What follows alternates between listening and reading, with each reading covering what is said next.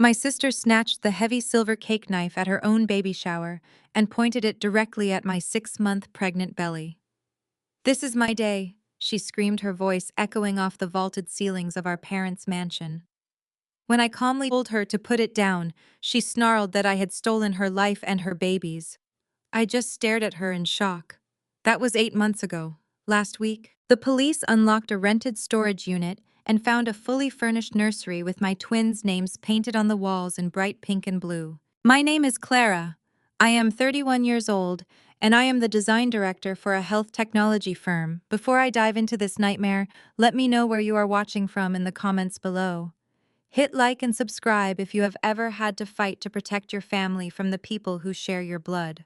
Growing up in an affluent Chicago suburb meant projecting perfection at all times. My parents, Caroline and Richard, built a successful commercial real estate empire. They valued appearances above all else. My sister Piper was their undeniable golden child. She was beautiful, charming, and manipulated them into giving her whatever she desired. I was the quiet one who preferred coding and design over country club galas. I met my husband Gavin when we were in our early 20s. I is a high school history teacher with a calm and protective nature that completely balances my fast-paced corporate life. When we finally found out we were expecting twins after 2 years of trying, we were overjoyed. Piper had been struggling with fertility. She and DeAndre had been married for 5 years. DeAndre is a brilliant commercial real estate broker, a sharp and practical African-American man who initially seemed blind to Piper's psychological issues. When I announced my pregnancy, Piper miraculously announced hers 2 weeks later. My parents threw their energy into celebrating Piper, treating my high-risk twin pregnancy as a background event. I accepted this dynamic because I just wanted a peaceful life with Gavin. That brings us to the baby shower. My parents hosted the event at their sprawling estate. The backyard was transformed into a pastel wonderland with expensive floral arrangements and a towering cake. 50 guests mingled on the lawn. Piper wore a tight maternity gown that exaggerated her bump. I wore a loose floral dress trying to blend into the scenery. Gavin stayed by my side, his hand resting reassuringly on the small of my back. The afternoon was proceeding smoothly until Piper began opening gifts. She sat on a velvet chair in the center of the patio. I was standing near the dessert table waiting for an appropriate time to leave. That was when a distant relative, a great aunt who had not seen us in years, approached the gift area. She bypassed Piper completely and walked straight toward me with her arms outstretched. "Oh my goodness, Clara," she exclaimed loudly. "Look at you glowing with those beautiful twins. You are going to be such a wonderful mother. I am so happy for you." The entire patio fell dead silent. I saw the elderly aunt realize her mistake as she looked from my genuine belly to Piper sitting in the center chair. Before I could politely redirect the conversation, the air was shattered by a sound of pure rage. Piper stood up so fast that her chair tipped backward. She grabbed the long, heavy silver cake knife resting nearby. She marched toward me, her eyes wide and unblinking. The guests parted. I froze, my hands flying to cover my stomach. "This is my day," Piper shrieked. "You always ruin everything. You stole my life and my baby's." She pointed the knife directly at my midsection. Gavin reacted. He stepped firmly in front of me, placing his body between the blade and my belly. He looked Piper dead in the eye and told her to drop the knife right now. I peered around my husband's shoulder. That was when I saw it. The sudden movement and the physical struggle to hold her aggressive posture had caused her tight maternity dress to shift. The fabric bunched awkwardly near her waistline. Through the thin material, the harsh afternoon sunlight revealed a distinct, unnatural ridge. It was not a real pregnant belly. It was a silicone maternity bump, slightly dislodged and sitting crooked against her hip. I stared in horror. Piper was not pregnant. She had been faking it for months just to steal the attention away from my twins. My parents did not reprimand Piper. Instead, Caroline rushed forward and slapped Gavin across the face. "How dare you threaten my daughter?" she shrieked. Richard pointed a trembling finger toward the driveway and ordered us to leave his property immediately. They blamed my mere presence for upsetting Piper's fragile state.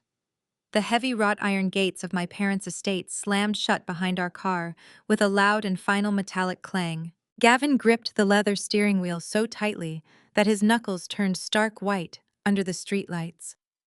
We sat in absolute silence as he navigated the winding suburban roads away from the sprawling mansion. The air inside the car felt incredibly thick, heavy, with the suffocating weight of what we had just witnessed. I rested both of my hands protectively over my swollen stomach, taking deep, shuddering breaths to calm my racing heart. I could feel my twins kicking frantically against my palms, sensing the massive spike of adrenaline coursing through my veins. I closed my eyes, but the horrifying image of Piper, pointing that jagged silver cake knife directly at my unborn children, burned fiercely into the back of my eyelids. How does a family reach that level of absolute madness? Gavin finally whispered, his voice trembling with a mixture of profound rage and sheer disbelief. He kept his eyes locked on the dark road ahead. She was wearing a silicone belly Clara, an actual physical prosthetic.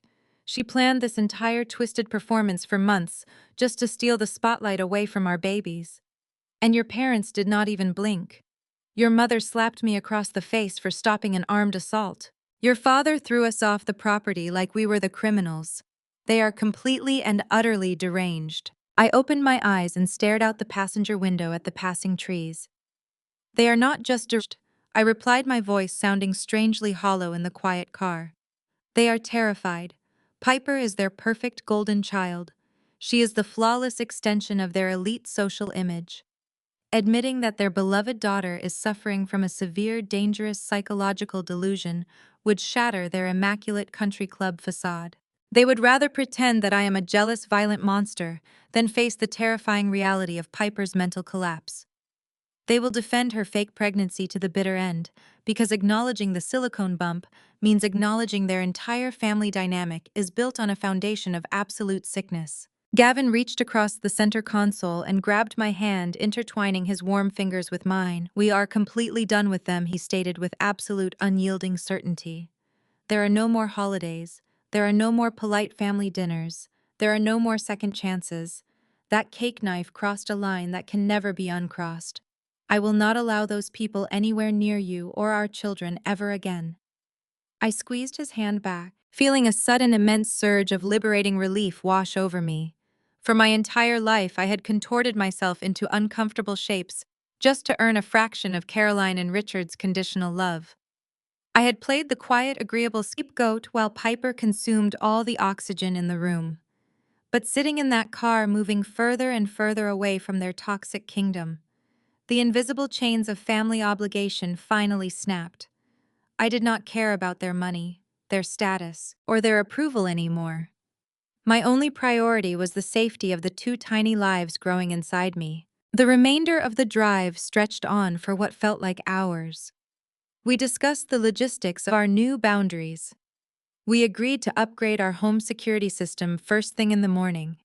We decided to block their phone numbers and filter their email addresses directly into a hidden folder. We were preparing for a clean surgical extraction from the family tree. I genuinely believed that exposing the fake silicone bump was the climax of the drama. I thought that by walking away from the baby shower, we had successfully defused the bomb. I thought Piper would simply retreat into her mansion, protected by my parents' wealth, and eventually seek the psychiatric help she so desperately needed. I fundamentally underestimated the depth of her malicious obsession. I thought she was just a pathetic, jealous woman playing dress-up. I had absolutely no idea she was actively executing a highly calculated criminal conspiracy against me. We turned onto our quiet, tree-lined street. The familiar sight of our two-story house usually brought me an immense sense of comfort. But tonight, the shadows stretching across the lawn felt vaguely threatening. Gavin pulled into the driveway and shifted the car into park. He turned off the engine, plunging the cabin into total darkness. We just sat there for a minute, gathering the emotional strength to step out of the vehicle and cross the threshold back into our safe reality. I reached for my purse, resting on the floorboard, ready to finally go inside and collapse into my own bed. Suddenly, the sharp, bright screen of my cell phone illuminated the dark interior of the car. It vibrated violently against the plastic cup holder. I pulled it out, fully expecting to see a barrage of angry text messages from my mother, demanding an apology for ruining the party. Instead, The caller identification displayed DeAndre's name. It was not a phone call. It was a single lengthy text message marked with a high priority alert. I unlocked the screen and opened the message, my eyes scanning the glowing words. The temperature in the car seemed to plummet instantly. The blood completely drained from my face, leaving me feeling dizzy and incredibly nauseous. Clara, you need to call me the absolute second. You read this. The text message began. I am standing in Piper's home office right now. After your parents kicked you out, Piper locked herself in the bathroom to fix her dress. I started looking for my checkbook in her desk drawer, but I found a hidden manila folder instead. Clara, she is not just wearing a fake bump. She has been stealing your medical identity. I just found a billing statement for a high-resolution prenatal ultrasound. The date and time matched the exact appointment Piper told me she went to last week. But the patient name printed at the top of the official hospital invoice is Clara. She used your social security number and your health insurance to fake her medical records. She has your ultrasound photos. Please call me right now. I stared at the glowing screen, the terrifying words burning into my mind. The silicone bump was not just a pathetic cry for attention. It was the physical prop in a massive premeditated felony. Piper was legally stealing my identity to build a fraudulent medical history. Gavin leaned over, reading the text message over my shoulder. I heard him sharply inhale as he comprehended the magnitude of DeAndre's discovery. We were not just dealing with a toxic family dispute anymore. We were dealing with identity theft, insurance fraud, and a sister who was methodically preparing to claim my unborn children as her own. The nightmare had not ended when we drove through those wrought iron gates. It was only just beginning. I read the text aloud to Gavin, my voice trembling in the confined space of our car. Gavin immediately pulled into the parking lot of a brightly lit grocery store and put the car in park. He took my phone and hit dial. DeAndre answered on the very first ring. The background noise sounded like he was standing outside in the wind. He told us to meet him at a small 24-hour diner a few towns over, far away from my parents' neighborhood. He sounded completely exhausted and terrified. We drove there in heavy silence. When we arrived, DeAndre was sitting in a corner booth. A thick manila folder rested on the table in front of him. He looked like he had aged 5 years in a single afternoon. Gavin slid into the booth next to him, and I sat across from them, keeping my hands protectively over my stomach. DeAndre pushed the folder toward me. I opened it and pulled out a stack of medical bills, insurance claim forms, and ultrasound printouts. My blood ran cold. The documents were entirely covered in my personal information, my social security number, my date of birth, and my exact home address. Piper did not just fake a pregnancy, DeAndre said, his voice dropping to a harsh whisper. She stole your medical identity to do it. She used your insurance to schedule ultrasounds and doctor visits so she could bring home physical proof to show my parents and me. She photoshopped the dates slightly, but the patient identification numbers match yours perfectly. I stared at the black and white ultrasound image of a growing fetus. It was my baby. She had stolen the image of my own child to parade around as her own. Gavin slammed his hand on the table, rattling the coffee mugs. This is felony identity theft, Gavin said fiercely. We need to go straight to the police. DeAndre nodded, rubbing his temples. I already confronted her, he confessed. After the disaster at the baby shower when your parents kicked you out, Piper locked herself in our bedroom. I demanded she let me in. I told her I saw the silicone belly shift when Gavin pushed her back. I told her I knew the whole thing was a sick, twisted lie. He looked down at his hands as he recounted the confrontation. He had kicked the bedroom door open when she refused to unlock it. Piper was frantic, rapidly stuffing the silicone bump into a designer travel bag. He threw the manila folder of stolen insurance documents onto the bed right in front of her. He demanded an explanation for the theft and the psychological manipulation she had put everyone through. Instead of apologizing or showing any remorse, Piper switched tactics instantly. DeAndre described watching the exact moment her eyes changed from panic to pure calculated malice. She realized she was completely cornered. She had no more lies left to tell. So she dropped to the floor and began screaming loudly. She grabbed her stomach and started wailing that she was in agonizing pain. DeAndre explained, his voice thick with disgust. She screamed that the stress of Clara attacking her at the baby shower was causing her to lose the baby. She writhed on the floor, kicking her legs and hyperventilating. It was the most theatrical, terrifying performance I have ever witnessed. She was faking a miscarriage right in front of my eyes to avoid taking responsibility for her crimes. My parents, hearing the commotion, rushed into the bedroom. Caroline immediately dropped to her knees, cradling Piper in her arms tightly. Richard shouted at DeAndre to call an ambulance. DeAndre stood there holding the undeniable proof of her fake pregnancy and realized that her parents did not care about the truth. They only cared about protecting their golden child. I tried to show your parents the stolen medical bills. DeAndre continued, looking directly at me. I tried to show them the silicone bump sitting right there in her travel bag. Your mother slapped the folder out of my hands. She looked me dead in the eye and said Piper was bleeding and losing her child because Clara provoked her. They actually called an ambulance and rode with her to the emergency room, playing the role of the devastated grandparents. I felt physically sick. My family was operating in a realm of delusion so deep it bordered on severe psychosis. They were willing to ignore concrete evidence of identity theft and a fake belly just to maintain the narrative that Piper was a victim and I was the villain. She is going to use this fake miscarriage to destroy your reputation, DeAndre warned me. By tomorrow morning, she and your parents will tell everyone in their social circle that you killed her baby. They are going to leverage this to cover up the fact that there never was a baby to begin with.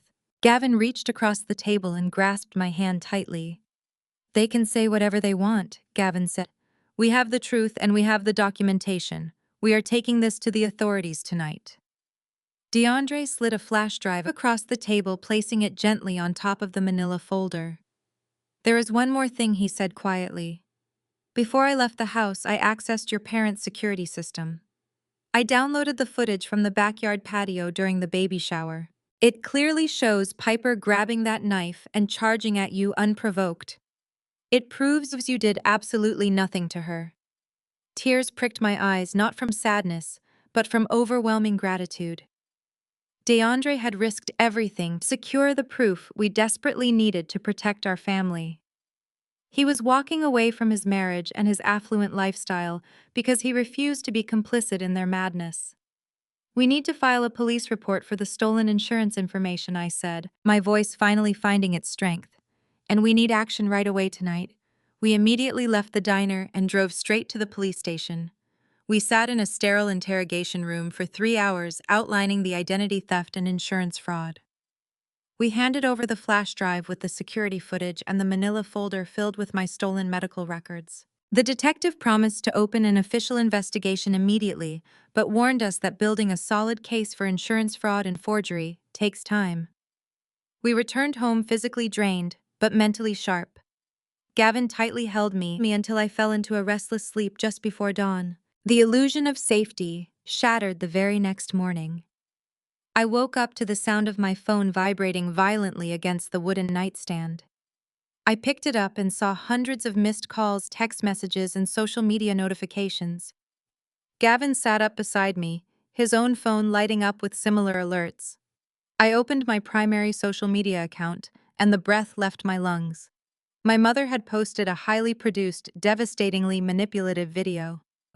Caroline sat on her pristine white couch, dabbing her eyes with the tissue, while Richard stood solemnly behind her, with a hand on her shoulder. Piper was curled into a ball beside them, weeping loudly into a blanket. The caption read, "Our family is mourning an unimaginable tragedy today. Piper lost her precious baby last night after a violent assault by her own sister Clara at a baby shower.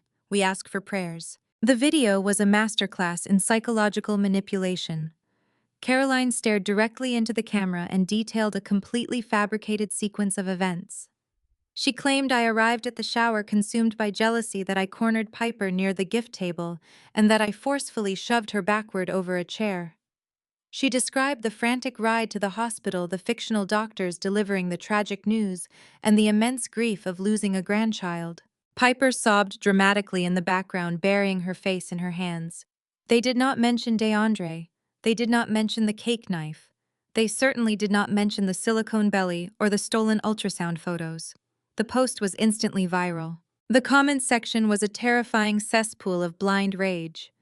People I had known since childhood were calling me a monster, a psychopath, and a murderer. My direct messages were flooded with vile accusations. Aunts and uncles sent lengthy paragraphs detailing their absolute disgust. Cousins told me I deserved to rot in a prison cell. Anonymous accounts began sending messages explicitly describing how they wanted to harm me and my unborn twins. They threatened to show up at our house. The hatred was visceral.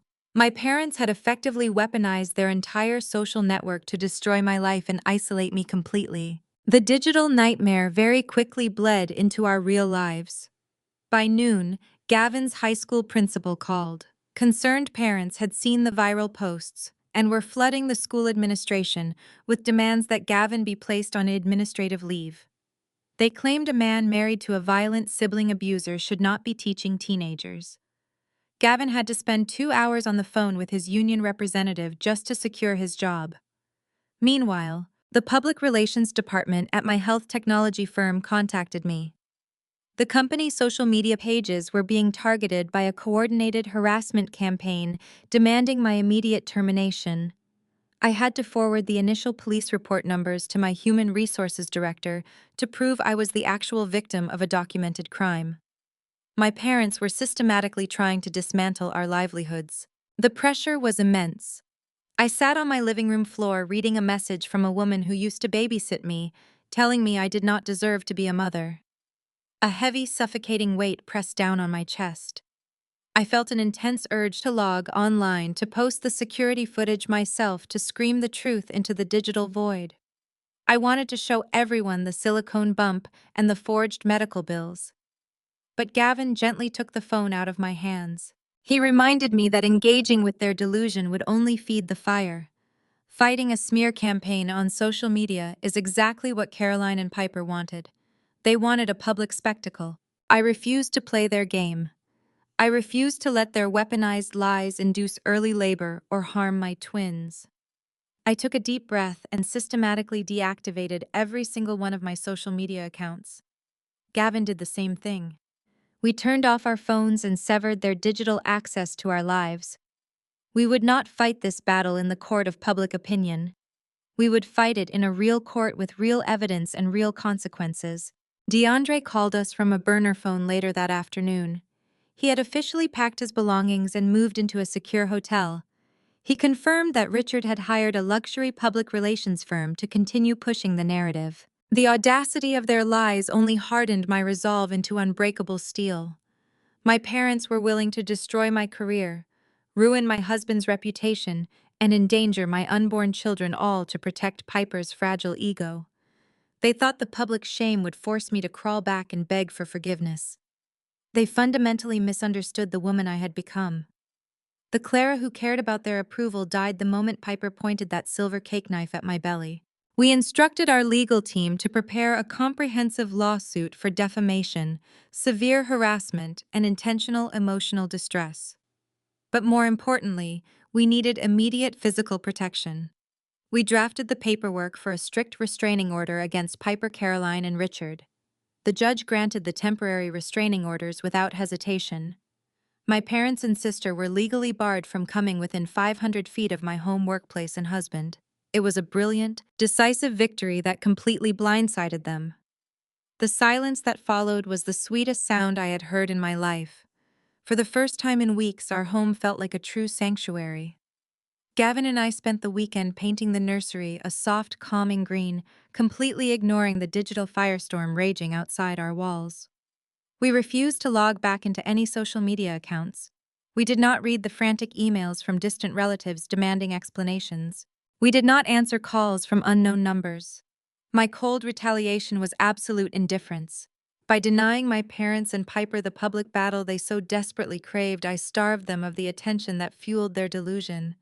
They wanted a screaming match in the digital town square, but I gave them a brick wall of legal consequences instead. DeAndre called us on a secure line the following Tuesday with an update on the police investigation. He had spent the entire morning at the precinct with the lead detective assigned to our case. The security camera footage we submitted had completely shattered my family's fabricated narrative. The detective had summoned Caroline and Piper for formal questioning regarding their public claims of assault. DeAndre described how confident they looked walking into the station, flanked by a highly paid defense attorney. They fully expected to charm their way through the interview, painting me as the violent, jealous sister. Instead, the detective sat them down and played the high-definition video of Piper grabbing the heavy silver cake knife and charging at my pregnant belly. The video unequivocally proved that I never laid a single finger on Piper. It showed Gavin stepping in defensively and Piper faking her injury only after her silicone maternity bump became visibly dislodged. DeAndre told me that the color completely drained from Caroline's face when she saw the footage. Her expensive defense attorney immediately advised her to stop talking. The detective then formally warned them that filing a false police report and staging an assault for financial or social gain constituted serious crimes. The detective also informed them that the insurance fraud investigation regarding my stolen medical records was moving forward aggressively. Piper and Caroline walked out of that police station utterly defeated, their carefully constructed smear campaign instantly reduced to a massive legal liability. The fallout within their elite social circle was swift and brutal. My parents had built their entire commercial real estate empire on a foundation of pristine public image and flawless reputation. However, the police questioning could not be kept a secret in their affluent community. Whispers began circulating at their country club. The luxury public relations firm Richard had hired to push the fake miscarriage story abruptly dropped them as clients when the criminal investigation became known. PR firms deal in spin, not easily provable felonies. Without their expensive spin doctors, my parents were left to face the backlash of their own lies. People who had initially sent me death threats were suddenly deleting their comments and messaging me, frantic apologies, having realized they were manipulated into attacking a pregnant woman. I ignored all of them. Richard, desperate to regain control of the narrative and mitigate the disastrous damage to his business, made a colossal mistake. He attempted to circumvent the strict restraining order. He knew he could not contact me directly without risking immediate arrest, so he used a third party. He sent his senior executive assistant, a woman named Beatrice, who had known me since childhood, to my office building. Beatrice waited by my car in the parking garage and approached me as I finished my shift. She handed me a thick envelope and pleaded with me to read it, claiming my father was willing to offer a massive financial settlement if I dropped the restraining order and publicly apologized to Piper. She expected me to be intimidated.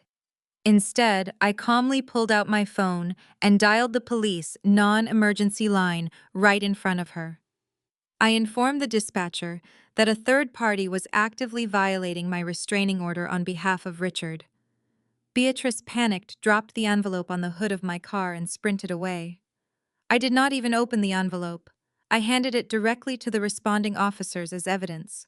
The police did not take the violation lightly. They marched straight into Richard's commercial real estate firm the very next morning. They bypassed his receptionist and walked into his glass-walled conference room during a massive pitch meeting with foreign investors. The officers publicly issued Richard a final stern warning that any further attempts to contact me either directly or through his employees would result in him being led out of that building in handcuffs. The public humiliation Richard suffered in front of his most important clients was staggering. He lost a multi-million-dollar contract that morning because the investors refused to partner with a man actively being investigated for harassing his own pregnant daughter. My father had always valued his wealth and status above his children.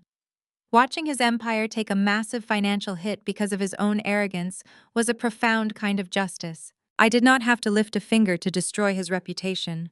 His own desperate need for control did the job perfectly. My cold retaliation was working flawlessly. I was dismantling their lives without speaking a word to them.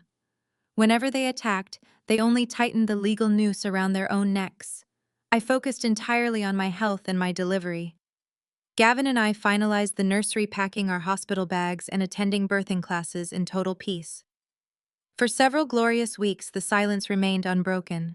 The restraining order held strong, and my family seemed to understand they could not bully their way out of this situation. We genuinely believed we had won the war. We thought we could bring our twins into a safe, calm world.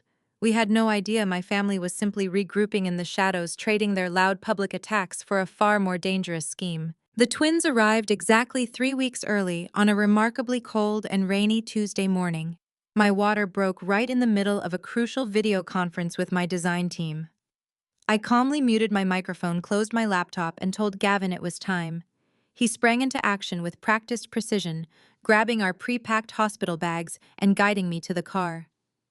The long drive to the maternity ward was a chaotic blur of sharp contractions and deep breathing exercises. For the first time in months, my mind was entirely clear of my family and their toxic drama. My only focus was bringing my precious babies safely into this world. When we quickly reached the hospital, Gavin immediately handed the nursing staff a thick folder containing our legal documents. It included the active restraining orders against Caroline, Richard, and Piper, along with their photographs. The hospital security team took the threat extremely seriously. They flagged my room as a high priority, meaning no one accessed the maternity floor without presenting a valid photo identification that matched a pre-approved guest list. Gavin and DeAndre were the only two approved names on that list. I felt an overwhelming sense of safety knowing that a literal squad of security guards stood between my vulnerable newborns and my unstable sister. After 12 grueling hours of labor, the delivery room filled with the sharp, beautiful sound of two crying infants. We welcomed a perfectly healthy boy and a beautiful girl. Gavin wept openly as the nurses placed them on my chest. Holding my children was transformative. Every ounce of fear and anxiety instantly evaporated.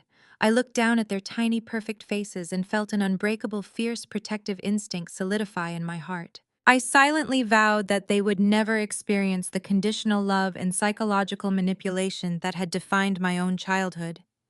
They would grow up knowing they were cherished exactly as they were. Our hospital stay was incredibly peaceful.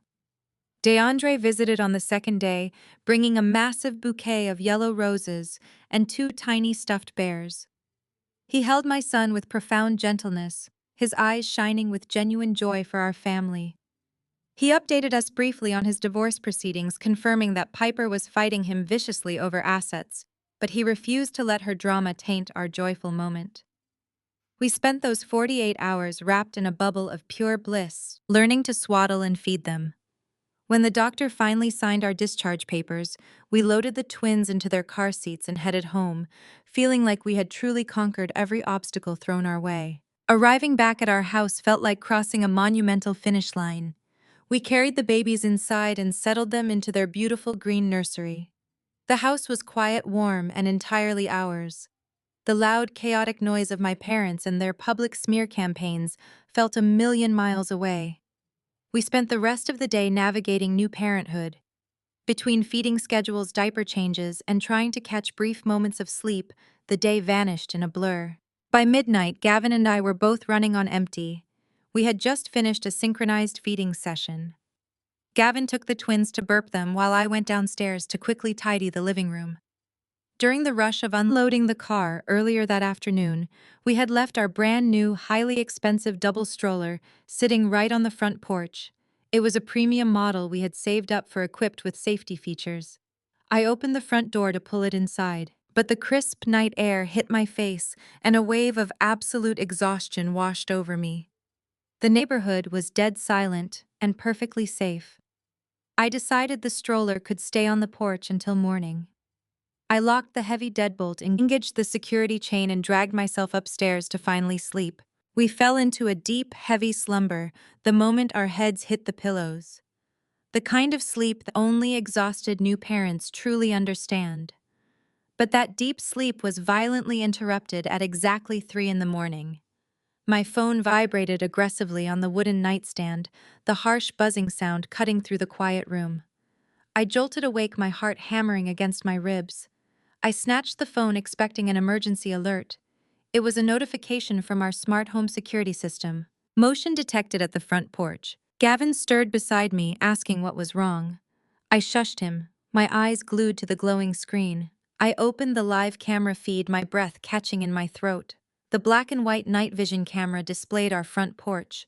A figure dressed entirely in black, wearing a heavy hooded sweatshirt pulled tightly over their face, was standing motionless right outside our front door. They were not trying to pick the lock or break a window. They were just standing there, staring directly into the camera lens. The figure reached up with a gloved hand and deliberately waved at the camera. A slow, taunting gesture that sent ice water rushing through my veins. Then the hooded figure turned their attention to the expensive double stroller resting against the brick wall. They grabbed the handle firmly, wheeled it down the porch steps, and calmly pushed it down our driveway, disappearing completely into the dense suburban darkness. The live feed went completely still. I sat frozen in bed, the phone trembling in my grasp. This was absolutely no random theft executed by a passing criminal. Random thieves do not deliberately wave at security cameras or silently steal bulky double strollers in the middle of the night. This was a calculated, deeply personal message. The heavy protective steel walls I thought I had safely built around my new family had just been entirely breached. They knew exactly where we lived, they knew the babies had finally arrived, and they were actively watching our every move. The war was absolutely not over. The stolen stroller was the opening salvo of psychological warfare. We handed the security footage over to the local police department immediately. Officers added regular night patrols past our house. However, without a clear shot of the perpetrator's face, an arrest was unlikely. They disguised themselves completely to evade the restraining order. Gavin spent the next morning upgrading our home security system.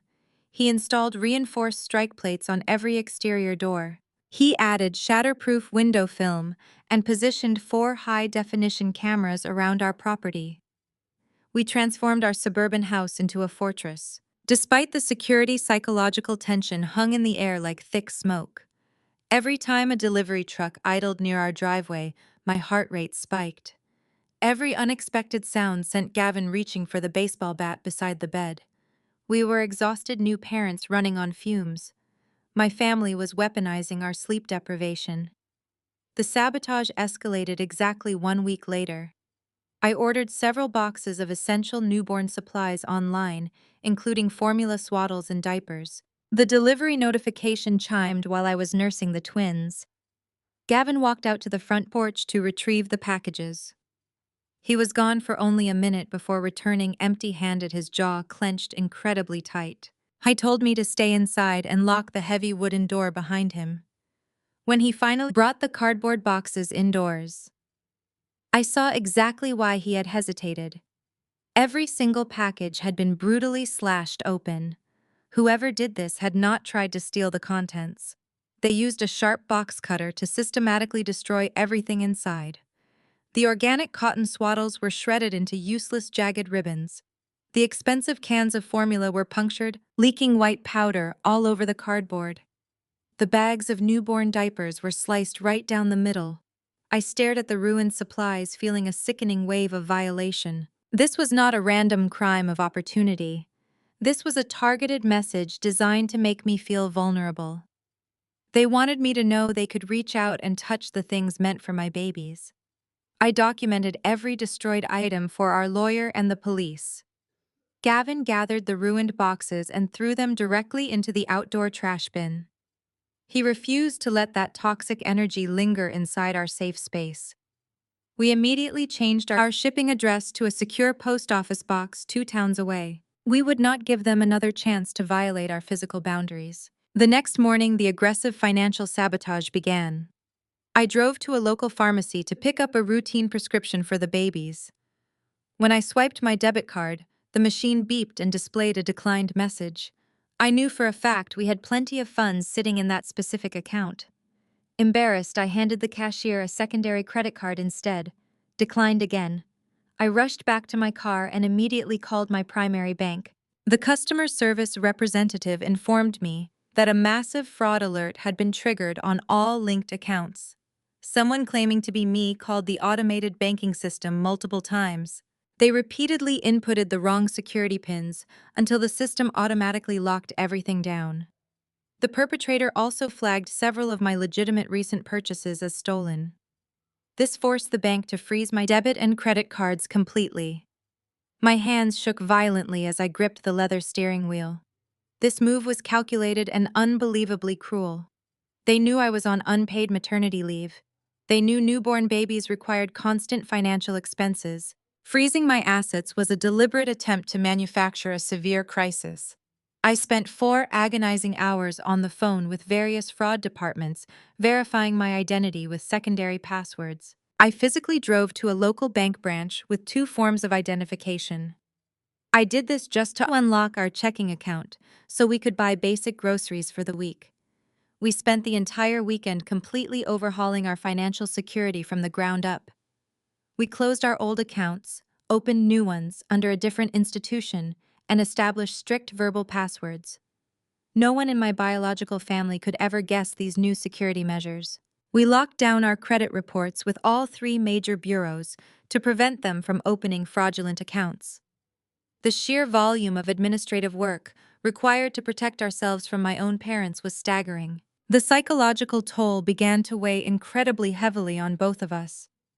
Gavin had deep dark circles under his eyes from staying awake to constantly monitor the security cameras. I found myself frequently jumping at shadows and double-checking the strong locks on the nursery windows. My family was ruthlessly trying to break us through 1,000 tiny cuts. They hoped the combined pressure of fear, exhaustion, and financial panic would force an unconditional surrender. Late one night, after finally getting the twins to sleep, I sat on the living room floor. I just stared at the blank wall. The exhaustion was so profound, it felt like a massive physical weight pressing against my chest. Gavin sat down next to me and pulled me into a tight embrace. He kissed the top of my head and firmly told me we were never going to let them win. His words anchored me. I looked at my husband, this fiercely protective man, who had bravely stood between a knife and my unborn children. I felt a renewed surge of strength. My parents and Piper were blindly fighting a desperate, chaotic war based on toxic delusion and deep spite. Gavin and I were purposefully fighting for the safety and future of our innocent children. We had a fundamental advantage they could never comprehend.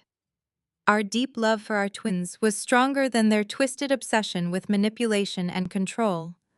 We absolutely refused to break. We stood united in impenetrable front against their madness.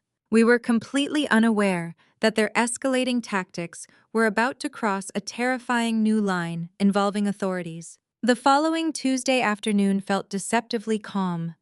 The twins were finally sleeping simultaneously in their cribs, and Gavin was downstairs grading history essays at the kitchen island. I was sitting on the living room sofa folding a fresh batch of baby clothes, savoring the rare moment of absolute quiet. The relentless anxiety of the past few weeks had temporarily faded. I took a deep breath, letting the peaceful suburban silence wash over me. That fragile peace shattered violently when a loud, aggressive pounding echoed from our heavy front door. The knocking was hard, rhythmic, and demanding. Gavin immediately dropped his red pen and stood up, exchanging a worried glance with me. He walked cautiously toward the entryway and checked the live feed on our newly installed security panel. His shoulders instantly tensed. I set the folded clothes down and rushed to his side.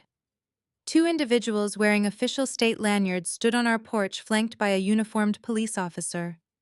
My heart plummeted into my stomach. I opened the door, keeping the security chain firmly engaged. The taller woman stepped forward, holding a thick clipboard. She introduced herself as an investigator with the Department of Child and Family Services. She stated they had received an urgent anonymous hotline tip regarding the immediate safety and welfare of our newborn twins. The words hit me like a physical blow. Gavin unlocked the security chain and pulled the door open wide, his protective instincts flaring. He demanded to know exactly what the anonymous tip claimed. The investigator maintained a sterile, emotionless expression. She explained that the caller reported severe child neglect, terrible living conditions, and active substance abuse occurring inside our home. The caller alleged our babies were living in absolute squalor, surrounded by hazardous materials, and that Gavin and I were completely unfit to parent. The sheer audacity of the lies took my breath away. I stood there utterly paralyzed. My family had weaponized the state child protection system to terrorize us. Gavin stepped firmly in front of me. He told the investigators the claims were fabricated, explaining we were dealing with an unstable family member who had a documented history of severe harassment. He offered to show them the active restraining orders against my parents and sister. The police officer nodded respectfully, but stated they were legally obligated to investigate any hotline call involving infants. They needed to see the children and inspect the premises immediately. The second investigator, a younger man, pulled out a tablet. He stated the anonymous caller provided photographic evidence to back up their horrific claims. He turned the screen toward us. I stared at the digital images, my mind struggling to process what I was seeing. The photos showed our actual living room and kitchen, but they had been grossly altered. Digital trash bags were piled in the corners. Fake hazardous materials and dirty needles were scattered across our coffee table, carefully placed to look authentic. My background as a design director immediately kicked in. My trained eyes instantly recognized the manipulation. I pointed directly at the screen, my voice steadying with righteous anger. I told the investigators to look closely at the lighting and the shadows in those photos. The lighting on the trash bags did not match the natural light from our windows. The resolution was completely different from the background. Someone had taken photos from my public social media and maliciously photoshopped incriminating elements into the frames. I explained that my family had unlimited access to resources and were orchestrating a highly sophisticated smear campaign because we had exposed their previous frauds. The investigators listened carefully, their expressions shifting from suspicious to observant. Protocol still dictated a thorough physical inspection. They needed to verify the living conditions with their own eyes and assess the health of the twins. We had absolutely nothing to hide, but the utter humiliation of having state officials walk through our home looking for abuse was pure torture. Gavin and I swung the front door open, inviting them inside. We led the investigators through our pristine living room, pointing out the exact angles where the manipulated photos had been digitally staged. The house was spotless, smelling of fresh laundry. We walked them upstairs to the nursery, where the twins were still sleeping peacefully in their secure cribs. The investigators gently checked the babies, noting their healthy weight, clean clothes, and absolute safety. The tiny blankets were neatly tucked and the monitors hummed quietly. The contrast between the horrific anonymous tip and the reality of our loving home was undeniably stark. The investigators documented the fully stocked changing tables, the organized formula supplies, and the baby-proofed environment. They took their own photographs to directly contradict the photoshopped evidence provided by the malicious caller. However, the lead investigator explained that because the initial allegations included severe substance abuse, they were required by law to implement a standard safety protocol. Gavin and I would undergo a formal 48-hour observation. I felt a fresh wave of blinding fury toward my parents and Piper. They knew exactly how the corrupted system worked. They knew an anonymous tip involving drugs and infants would trigger an automatic, highly invasive state response. They wanted to humiliate us, drag our names through the mud, and force us to prove our innocence to the government. They were actively trying to steal our children using bureaucratic warfare. Gavin tightly gripped my hand. We agreed to their testing protocols without hesitation. We knew we would absolutely pass every single screening with flying colors. We knew their photoshopped lies would crumble under professional scrutiny.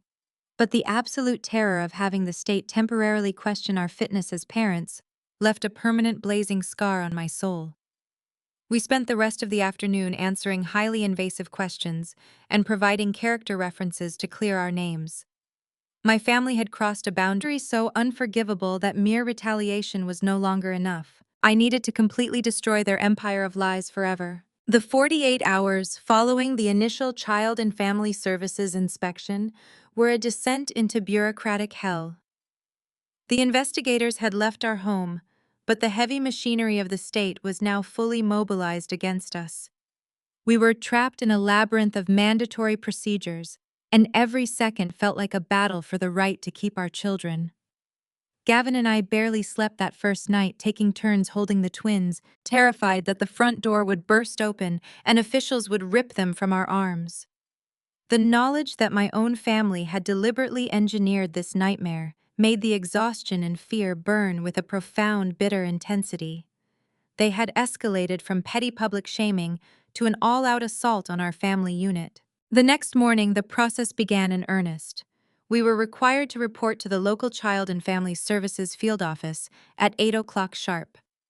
We had to bring the twins with us, loading their tiny bodies into car seats while our hands shook with suppressed rage.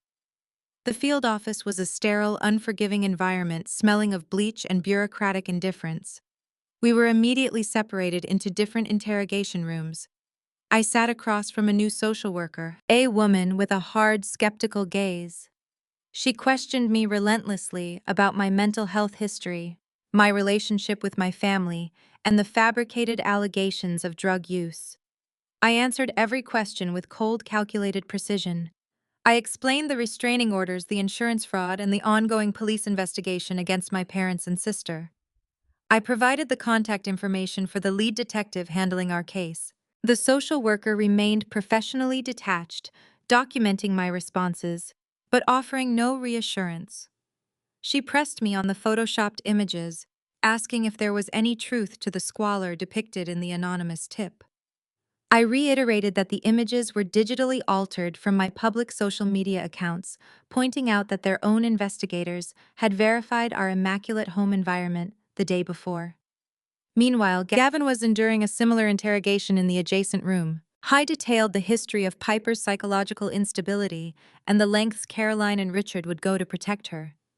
He explained that this entire ordeal was a calculated retaliation for exposing Piper's fake pregnancy. After 3 agonizing hours of questioning, we were reunited in a small waiting area. The ordeal was far from over. The social worker informed us that per standard protocol, for allegations involving severe substance abuse, we were both required to submit to immediate supervised drug testing. The humiliation was absolute. We were escorted to a local medical facility, where we had to provide urine samples under the watchful eyes of a clinical technician. We complied without hesitation, knowing that clean results were our only path to freedom. The process was degrading, a stark reminder of the power my family had wielded against us. That afternoon, the investigators returned to our home for a secondary unannounced inspection. They scoured every inch of our property, opening cabinets, checking the expiration dates on baby formula, and verifying the functionality of our smoke detectors. They interviewed our pediatrician, who confirmed the twins were in perfect health and meeting all developmental milestones. They even contacted Gavin's school principal, the same principal who had fielded calls from outraged parents during the initial smear campaign. The principal confirmed Gavin's exemplary teaching record and vouched for his character. Every aspect of our lives was scrutinized, evaluated, and documented by the state. We spent the evening frantically gathering character references from trusted friends, colleagues, and neighbors. We needed an overwhelming mountain of evidence to prove our fitness as parents. DeAndre provided a sworn affidavit detailing the relentless harassment campaign orchestrated by my family and confirming the authenticity of the restraining orders. He explicitly stated that Piper, Caroline, and Richard had a documented history of severe psychological manipulation and fraud. We compiled bank statements, medical records, and employment verification to demonstrate our stability and resources. We built an impenetrable fortress of truth to counter their malicious lies. The second day was a grueling waiting game. We were confined to our home, jumping at every ring of the telephone and every passing car. The twins, blissfully unaware of the storm raging around them, slept peacefully in their cribs. I held them close, whispering promises of safety and love. I refused to let my family's toxicity infect the sacred space of our home. Gavin and I communicated in hushed, tense tones, discussing our legal options and strategizing our next moves. We were no longer just defending ourselves, we were preparing for absolute war. Late that afternoon, the lead investigator finally called. Her tone was significantly different from the previous day, more respectful, almost apologetic. She confirmed that both of our drug tests had returned completely negative. She stated that the medical evaluations, home inspections, and character references unequivocally proved that the allegations were entirely unfounded. She informed us that the case was officially closed and that the Department of Child and Family Services would be pursuing an investigation into the origin of the false report.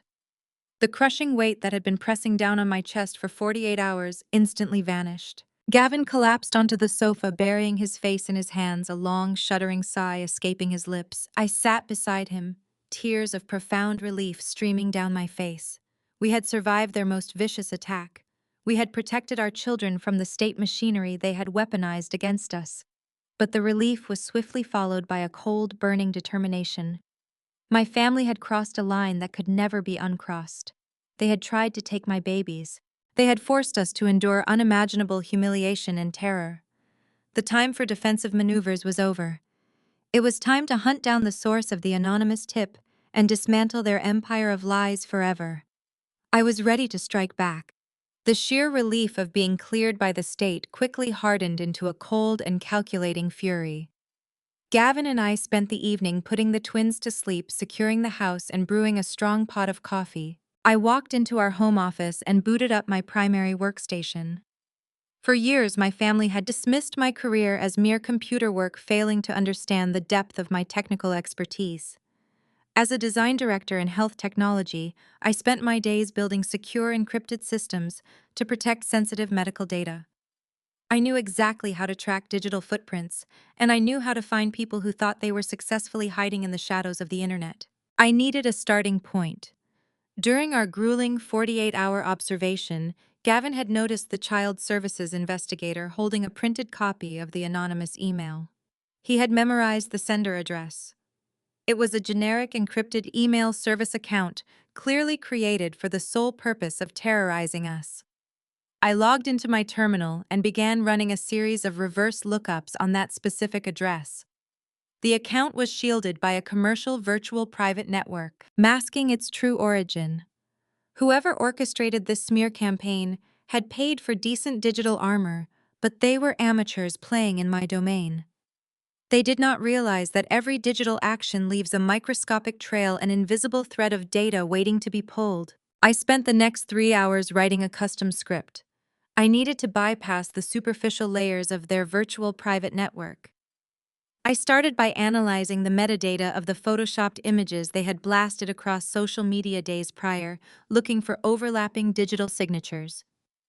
When people manipulate photos, they often leave behind extraction data, including the exact software version, operating system, and occasionally the hardware serial number of the machine used to edit the files. I matched the software signature from the fake miscarriage posts to the metadata profile of the anonymous email server pings. It was a tedious, highly complex process of connecting digital breadcrumbs, but my rage provided absolute, unwavering focus. Gavin sat silently beside me, handing me fresh coffee and reviewing the legal documents DeAndre had provided earlier. Around 2 in the morning, my terminal finally pinged with a massive breakthrough. My script had successfully identified a brief vulnerability in their connection. The anonymous sender had logged into their encrypted email account, but for exactly 4 seconds, their virtual private network had dropped. In that tiny window of connectivity failure, their true internet protocol address was completely exposed and recorded by the server routing logs. I grabbed my mouse, my heart hammering violently against my ribs. I ran the raw internet protocol address through a specialized geolocation database. The screen flashed as the system processed the numerical sequence, translating the data into physical coordinates. A digital map materialized on my glowing monitor. A bright red pin dropped onto the grid, zooming in rapidly on a highly specific location in downtown Chicago. I leaned closer to the screen, my eyes tracing the street names and the building outlines. The red pin did not land on a random coffee shop or a public library. It landed squarely on a towering, prestigious glass skyscraper. I felt all the blood rush from my face. I knew that exact building intimately. It was the absolute crown jewel of my parents' commercial real estate portfolio. The digital footprint traced directly back to the private secure executive network inside Richard's personal corporate office suite. I pointed at the monitor, my hand trembling with a mixture of vindication and profound disgust. I told Gavin to look at the screen. My father was not just passively enabling Piper's severe psychological manipulation. He was actively providing the secure corporate infrastructure to execute her crimes. Richard had used his heavily encrypted business servers to send the fabricated abuse allegations to the state. He had weaponized his corporate resources to try and steal my newborn children. The depth of their malicious coordination was staggering. They were not just a toxic family, they were a highly funded organized syndicate of abuse. Gavin stared at the map, his jaw set in a rigid, unforgiving line. He pulled out his phone and took high-resolution photographs of my terminal screen, documenting the exact internet protocol address, the timestamp of the dropped connection, and the physical geolocation coordinates matching Richard's office building. We had concrete, irrefutable proof of a cybercrime.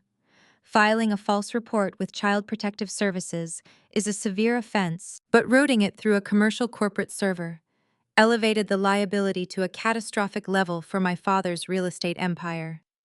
We were going to hand this data directly to the lead detective handling our active restraining order and insurance fraud case. We had the weapon needed to dismantle their facade. I saved the trace logs to multiple flash drives, ensuring we had backups hidden throughout our house. We were finally shifting from frantic defense to calculated offense. I felt a massive surge of absolute power rushing through my veins. My parents truly thought their immense wealth and elite social status made them untouchable. Their arrogance convinced them they could blindly manipulate the government and permanently hide behind expensive digital shields. They were spectacularly wrong. I calmly closed the tracking terminal and turned to face Gavin. The crushing exhaustion of the past 48 hours was entirely gone, replaced by a sharp, lethal clarity. We were about to burn their entire kingdom of lies to the ground. Just as I reached out to turn off the brass desk lamp, my personal cell phone vibrated aggressively on the wooden desk, shattering the quiet focus of our office.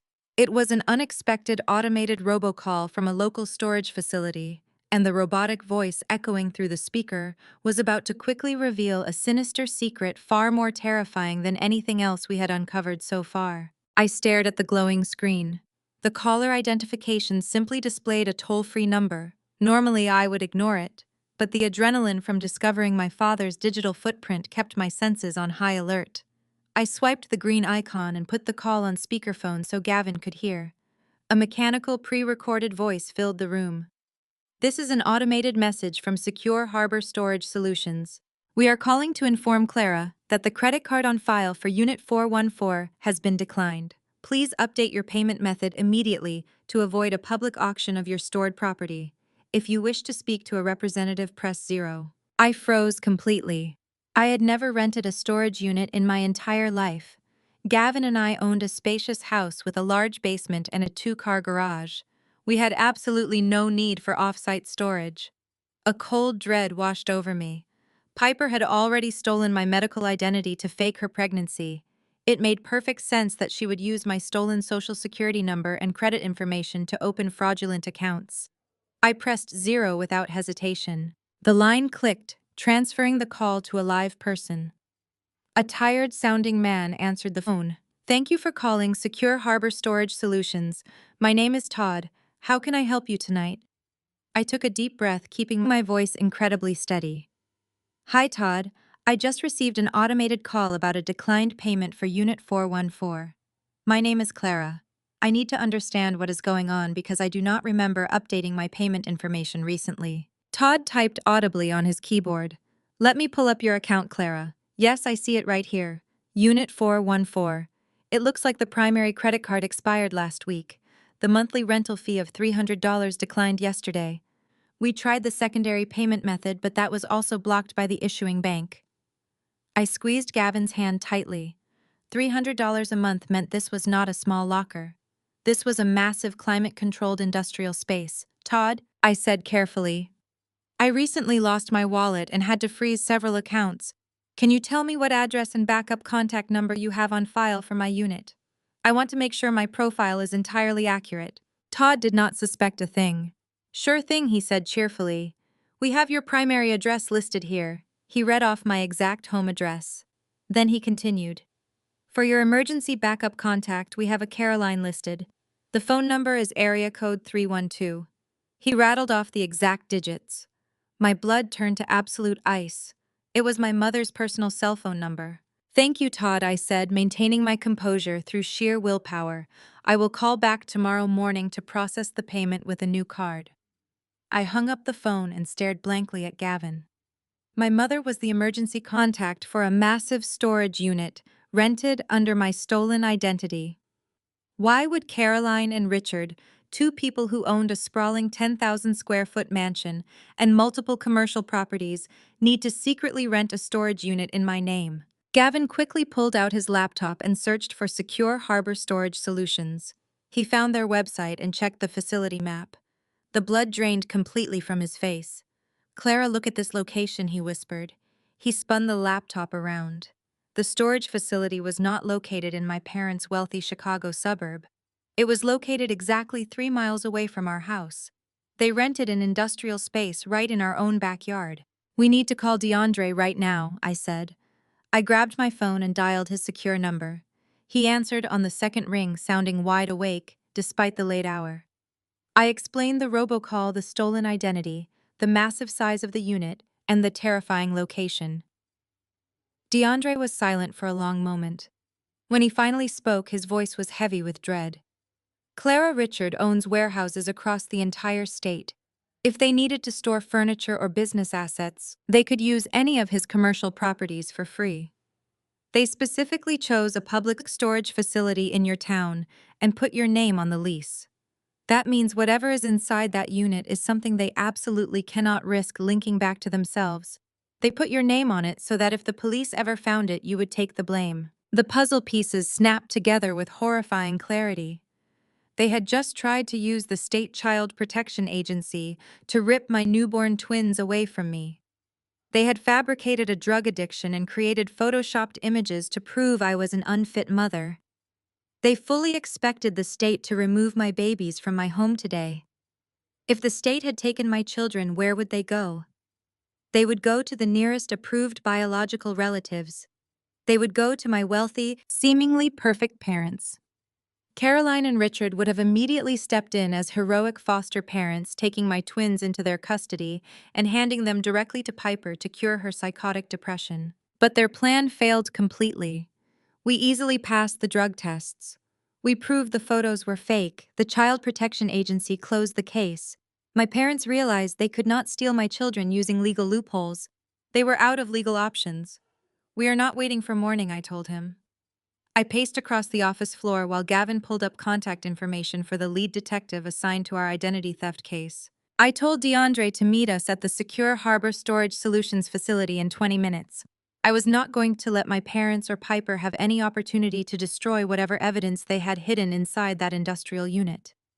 If they were desperate enough to weaponize the State Child Protection Agency against my newborns, there was absolutely no telling what they had planned next. Gavin dialed the detective's direct line. Given the late hour, we expected to reach a voicemail, but the detective answered on the third ring. Gavin quickly explained the automated billing call, the stolen identity used to secure the lease, and the terrifying fact that Caroline was listed as the emergency contact. He emphasized the location of the facility, pointing out that it was suspiciously close to our suburban home rather than my parents' wealthy estate. The detective immediately understood the gravity of the situation. Because the storage unit was legally registered under my name and my social security number, I had the absolute right to access it. The detective agreed to meet us there with a patrol unit to ensure our safety and to properly document anything we might find related to the ongoing criminal investigation. We quietly checked on the twins one last time. They were sleeping soundly, completely unaware of the escalating nightmare surrounding our family. We quickly bundled them into their secure car seats, refusing to leave them alone with a babysitter while the threat of my family loomed so heavily over us. We drove through the dark, empty streets of our neighborhood with a profound sense of urgency. The suburban landscape blurred past my window, but my mind was laser-focused on Unit 414. When we pulled into the brightly lit parking lot of the storage facility, DeAndre was already waiting by his car. He looked incredibly tense, his arms crossed tightly over his chest. Two police cruisers pulled up right behind us, their headlights cutting through the cold night air. The lead detective stepped out, acknowledging us with a serious nod. He reiterated the legal parameters of our visit, Since my stolen identity was used to sign the binding rental agreement, I was the lawful owner of the contents inside the unit. The police were there strictly to keep the peace and collect evidence of the identity theft. We walked into the main office together. The night manager, a young man looking completely bewildered by the sudden police presence, stood up behind the counter.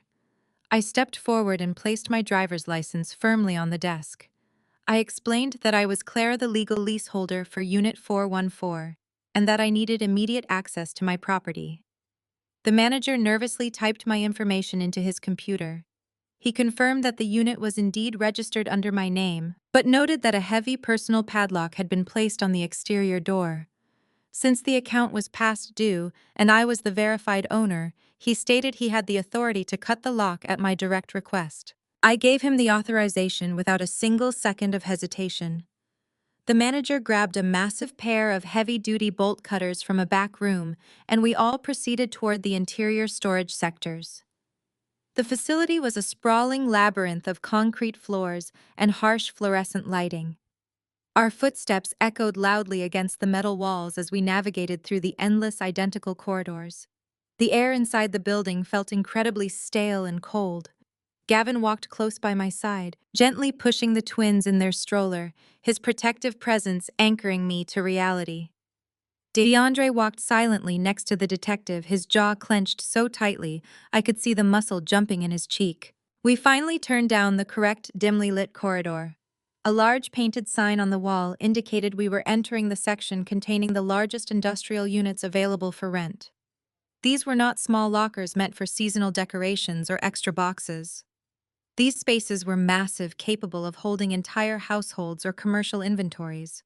We stopped directly in front of a wide, rolling metal door, marked with the numbers 414. The manager stepped forward with the heavy bolt cutters.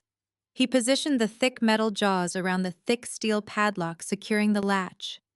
With a sharp, forceful squeeze, the padlock snapped open with a loud metallic crack that made me jump.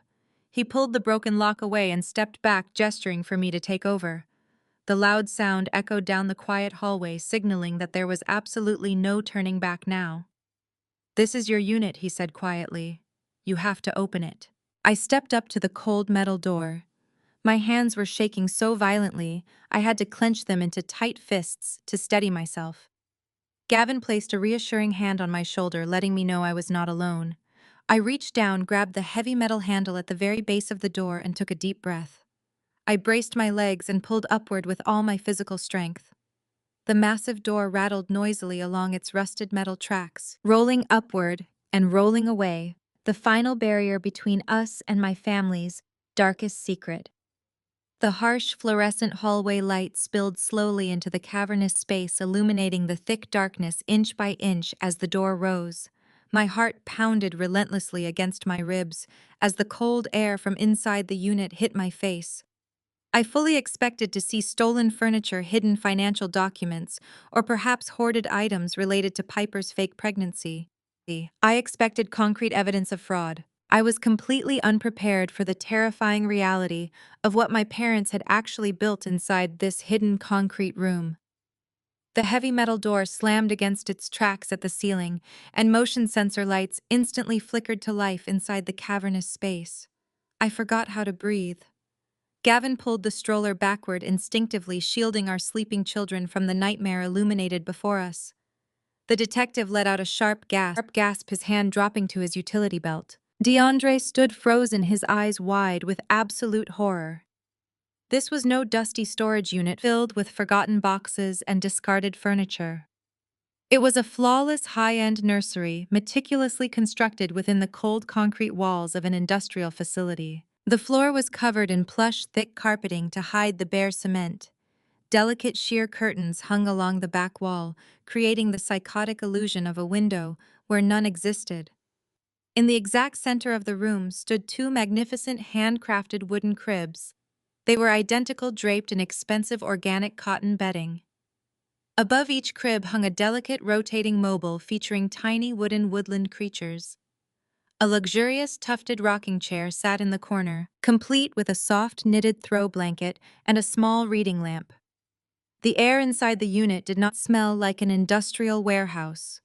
It smelled artificially sweet, laced with the distinct scent of expensive baby powder and lavender lotion. My legs felt like lead as I took a slow, trembling step over the threshold.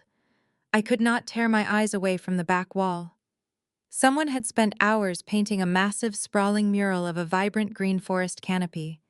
Floating beautifully above the painted tree branches were two names written in elegant, flowing cursive lettering: Oliver and Ruby, the exact names we had chosen for our twins. The names we had only shared with my parents during a private dinner months before the baby shower disaster.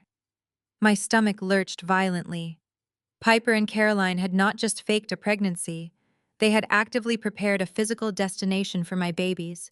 They built a cage disguised as a paradise. Gavin followed me inside, his jaw trembling with a mixture of absolute rage and profound terror. He walked over to a pristine white changing table positioned near the painted mural. He opened the top drawer. It was fully stocked with premium diapers, wipes, and tiny tubes of diaper rash cream. He opened the wardrobe standing against the right wall. Dozens of high-end designer baby outfits hung on tiny velvet hangers. Half the clothes were blue and green. The other half were pink and yellow. The outfits were all sized for newborns, meticulously washed, pressed, and ready to be worn. They had purchased the exact brands I had pinned on my private digital inspiration boards. They had stalked my online activity to replicate my exact aesthetic. "This is not just a delusion," DeAndre whispered, stepping into the room. He stared at a stack of unopened formula containers resting on a wooden shelf. "This is a highly premeditated, fully funded kidnapping trap. They genuinely planned to bring your children here." He pointed to the ceiling corners.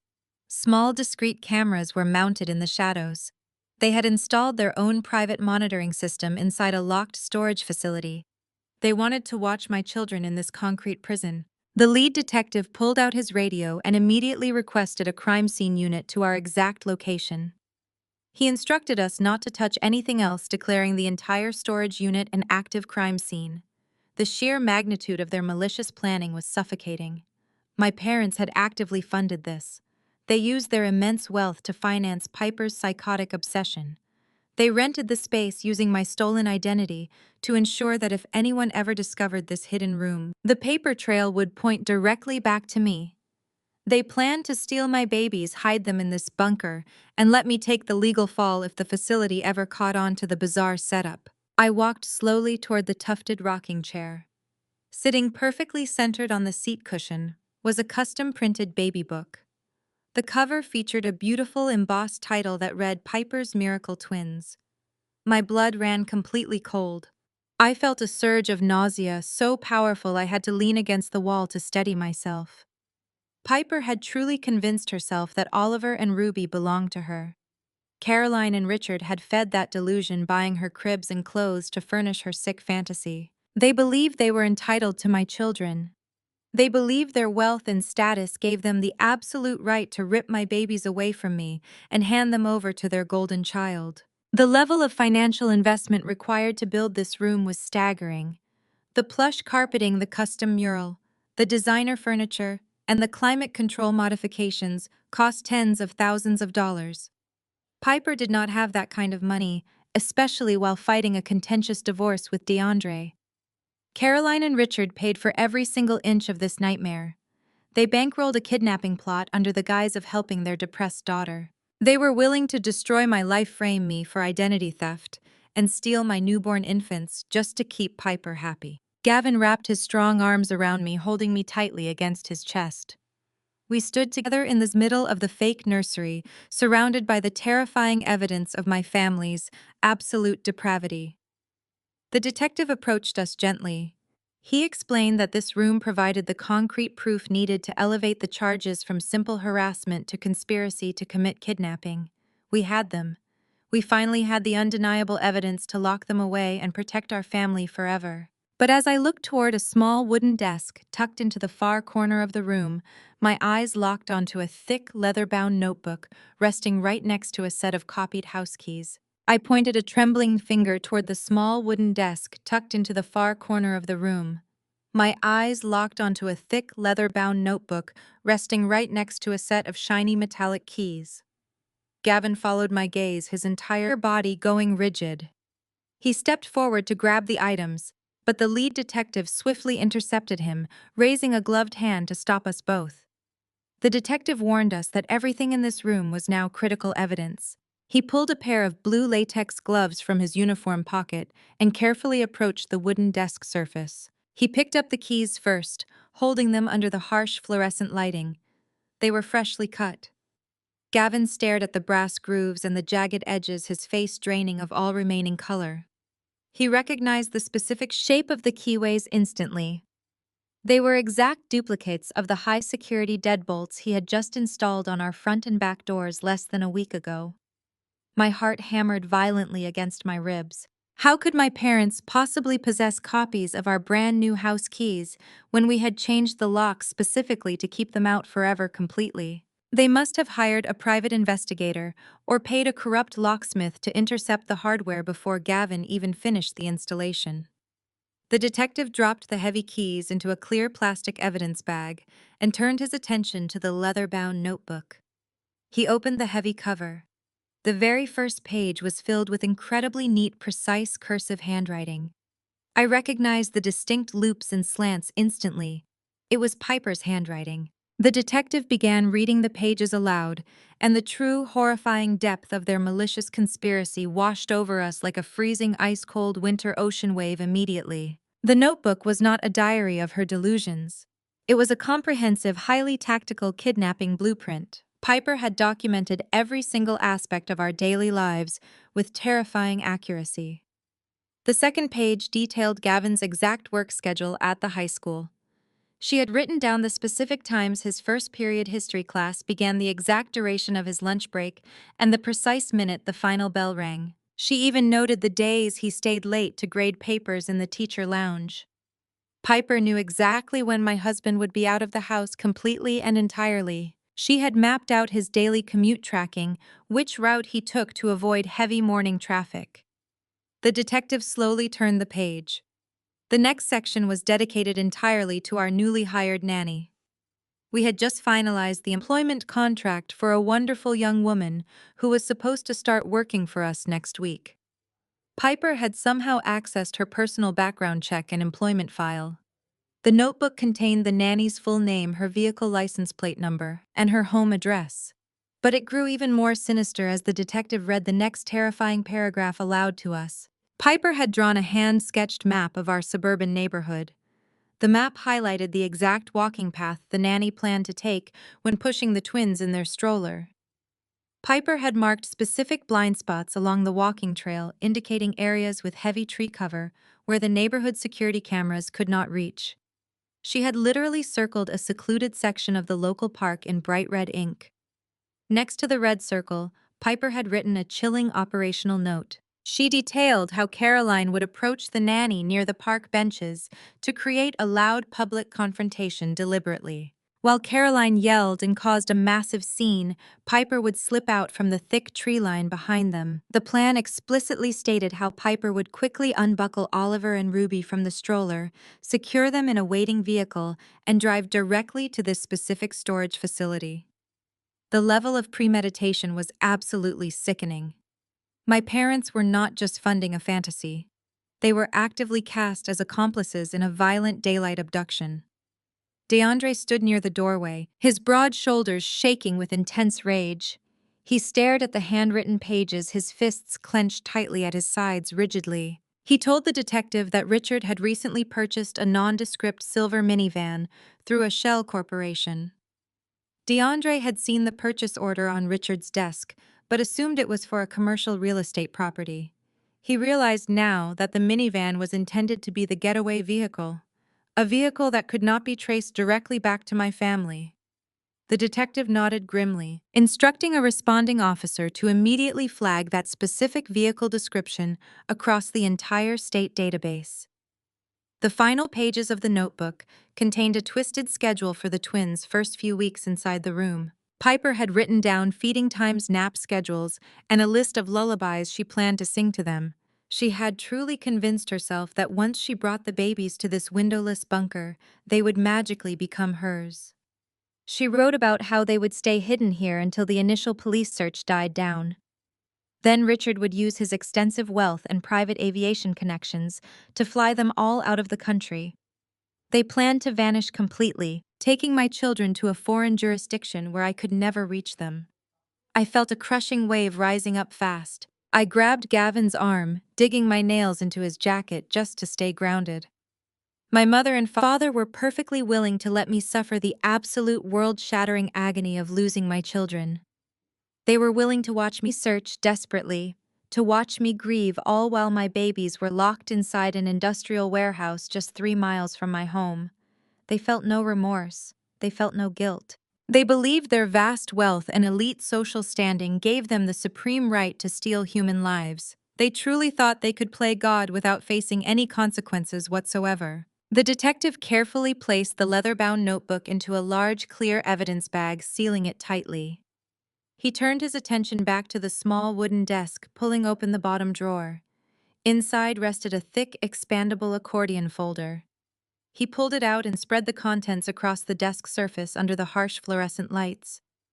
The documents inside provided the absolute undeniable financial roadmap of my family's staggering delusion. These were not just random receipts. They were meticulously organized bank statements, wire transfer confirmations, and contractor invoices. The detective began laying the papers out in chronological order, and the terrifying scope of my parents' financial complicity became glaringly obvious to everyone in the room. My parents had not merely looked the other way while Piper spiraled into madness. They had actively bankrolled every single aspect of this horrific kidnapping plot. The detective picked up a stack of invoices from a high-end luxury baby boutique in downtown Chicago. The receipts detailed the purchase of the 2 handcrafted wooden cribs, the premium organic mattresses, and the expensive designer clothing hanging in the wardrobe. Every single invoice was paid in full, using an exclusive black credit card. DeAndre stepped close, his eyes scanning the cardholder name printed at the top of the billing statement. He recognized the account instantly. It was a private wealth management account belonging directly to Caroline and Richard. They had spent over $40,000 just furnishing this concrete bunker. The paper trail grew even more damning. The detective uncovered the lease agreement for the storage unit itself. While my stolen identity and forged signature were used on the primary renter application, the monthly recurring payments were tied to a shell corporation. DeAndre pointed at the corporate name printed on the billing ledger. He explained that Richard frequently used that specific holding company to purchase commercial real estate anonymously. My father had leveraged his business infrastructure to hide the monthly rental fees for a kidnapping trap. The detective then found the invoice for the custom-painted forest mural on the back wall. The artist had been paid $10,000 in a direct wire transfer from my mother's personal checking account. Tucked beneath the bank statements was a piece of personalized stationery bearing my mother's elegant monogram. The detective carefully handled the thick cardstock, reading the handwritten message aloud. The note was addressed directly to Piper. It read, "My darling daughter, we know how much you are suffering. Your father and I will gladly spend whatever it takes to cure your depression and help you bring our precious grandbabies home where they belong. We love you infinitely." The words made my stomach churn violently. Caroline and Richard did not view this as a violent felony. They viewed it as a medical treatment for their golden child. They truly believed that buying my twin infants and locking them in an industrial warehouse was a valid therapeutic solution for Piper's sadness. The lead detective gathered the financial documents, his expression hardening into absolute resolve. He looked directly at Gavin and me. "We have the stolen medical records, the identity theft, the fake Child Protective Services report, and now the fully funded physical location with a detailed abduction plan," he stated firmly. "This is overwhelming, irrefutable evidence of conspiracy to commit kidnapping.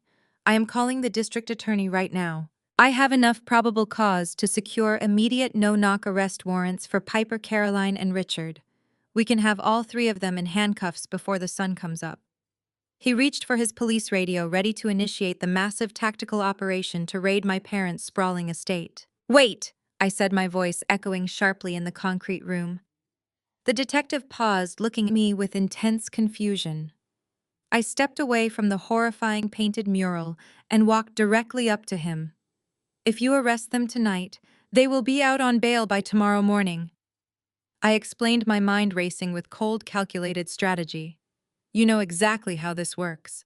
My father has an entire team of the most expensive defense attorneys in the state on permanent retainer. The moment you put handcuffs on him, his lawyers will spin a brilliant, highly funded narrative. They will claim Piper is legally insane and that my parents were just hopelessly confused enablers trying to seek psychiatric help for her. They will use their massive wealth to seal the court records, gag the press, and bury this entire nightmare under a mountain of legal injunctions. They will walk away entirely unscathed. Gavin looked at me, understanding dawning in his eyes. He knew my parents' manipulation tactics better than anyone. What are you asking me to do? The detective asked, his tone cautious but intrigued. I am asking you to hold off on executing the arrest warrants for exactly 48 hours, I replied, my voice unwavering. Just give me 2 days. If you arrest them in the shadows of the night, they control the story. I need them to be exposed in the blazing light of day, in a public arena where their money, their lawyers, and their social status cannot protect them. I need their entire elite world to see exactly what kind of monsters they truly are. The detective hesitated, looking around the chilling nursery, weighing the severe procedural risks against the undeniable truth of my words. He knew wealthy criminals often escape justice through quiet backroom deals. He finally nodded, a fierce glint in his eye. You have exactly 48 hours, he agreed sternly. But I am placing unmarked patrol cars outside your house and DeAndre's hotel round the clock. If they even breathe in your direction, I am taking them down immediately. I thanked him, feeling a massive surge of lethal adrenaline. I knew exactly where and how I was going to completely obliterate them. I was now preparing to unleash a meticulously calculated storm of justice that would permanently shatter their perfect elite world. The next 48 hours were a masterclass in absolute tactical precision. Gavin and I did not sleep. We operated on a combination of pure adrenaline and righteous fury, carefully organizing every single piece of evidence into high-definition digital files. DeAndre proved to be our most valuable asset. Because the divorce paperwork had not yet been formally filed, he was still legally considered a member of the family and retained full access to the anniversary gala logistics.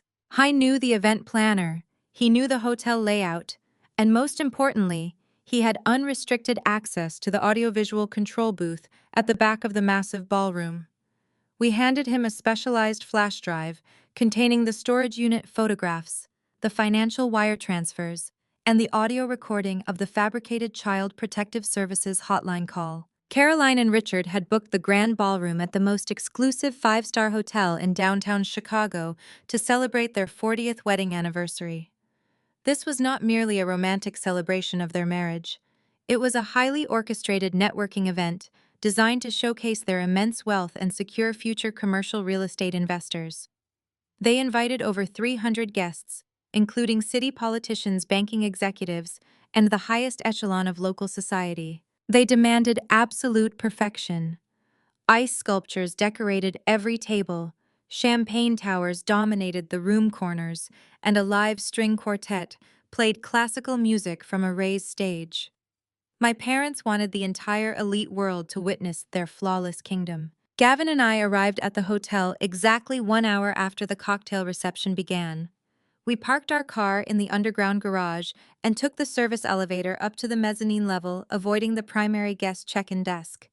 We dressed impeccably for the occasion. I wore a tailored dark emerald evening gown that draped elegantly over my postpartum figure, projecting total confidence and unyielding strength.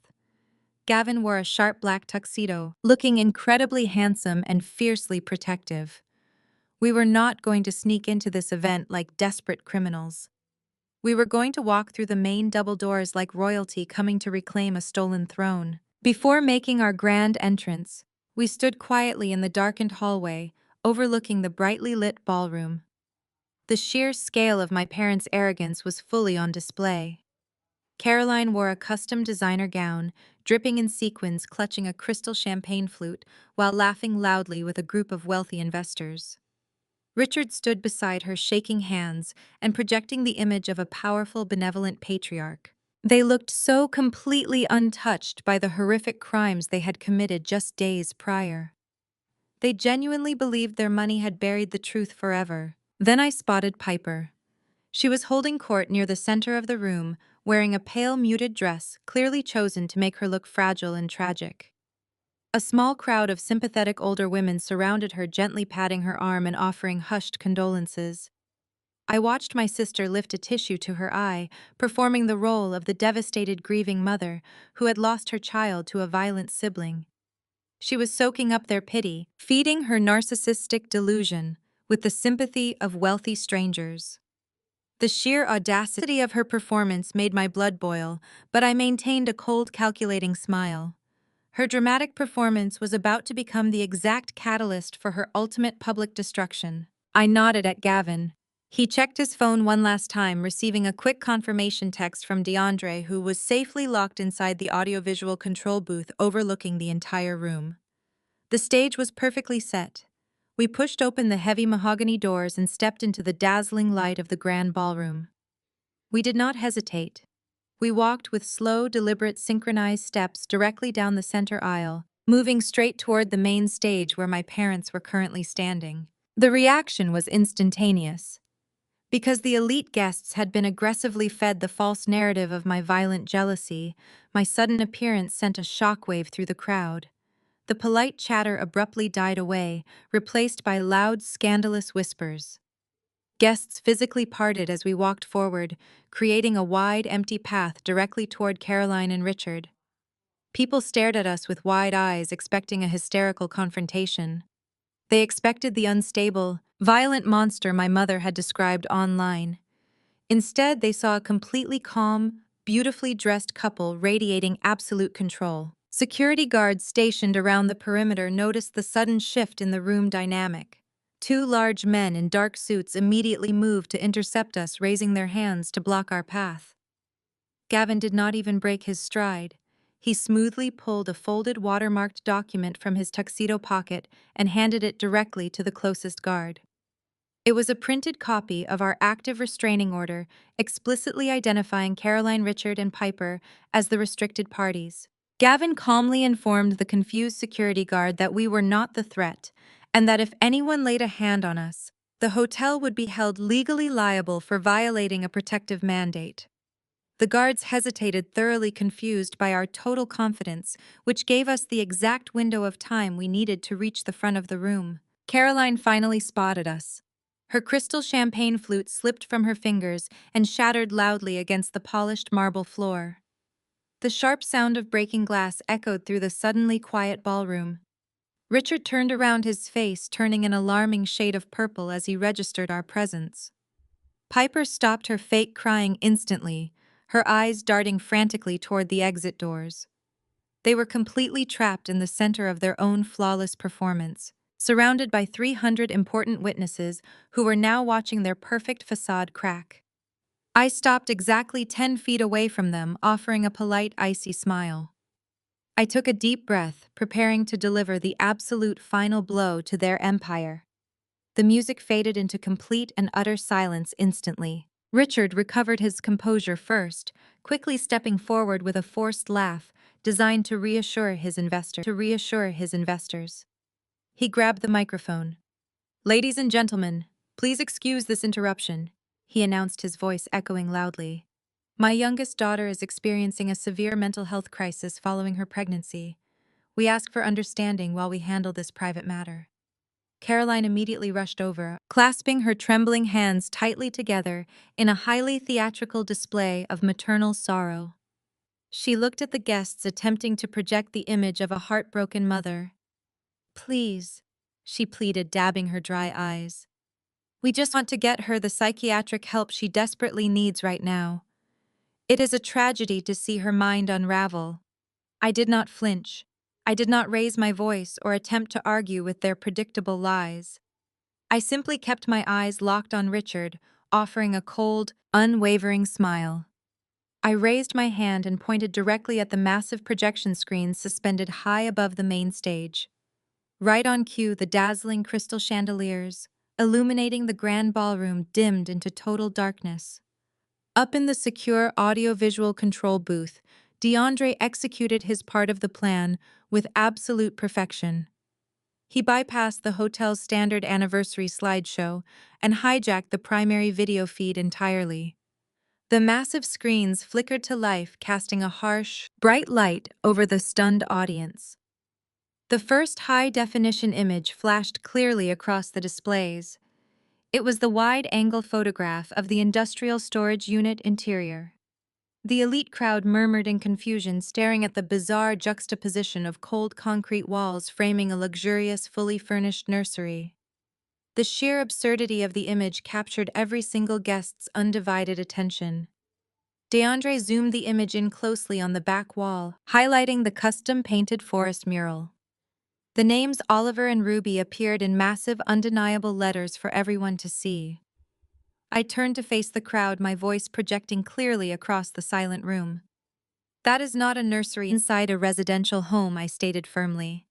"That is a windowless, climate-controlled concrete storage bunker located 3 miles from my house.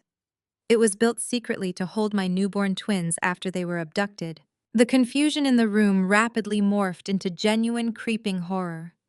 Piper gasped loudly, covering her mouth with both hands as she recognized the secret room.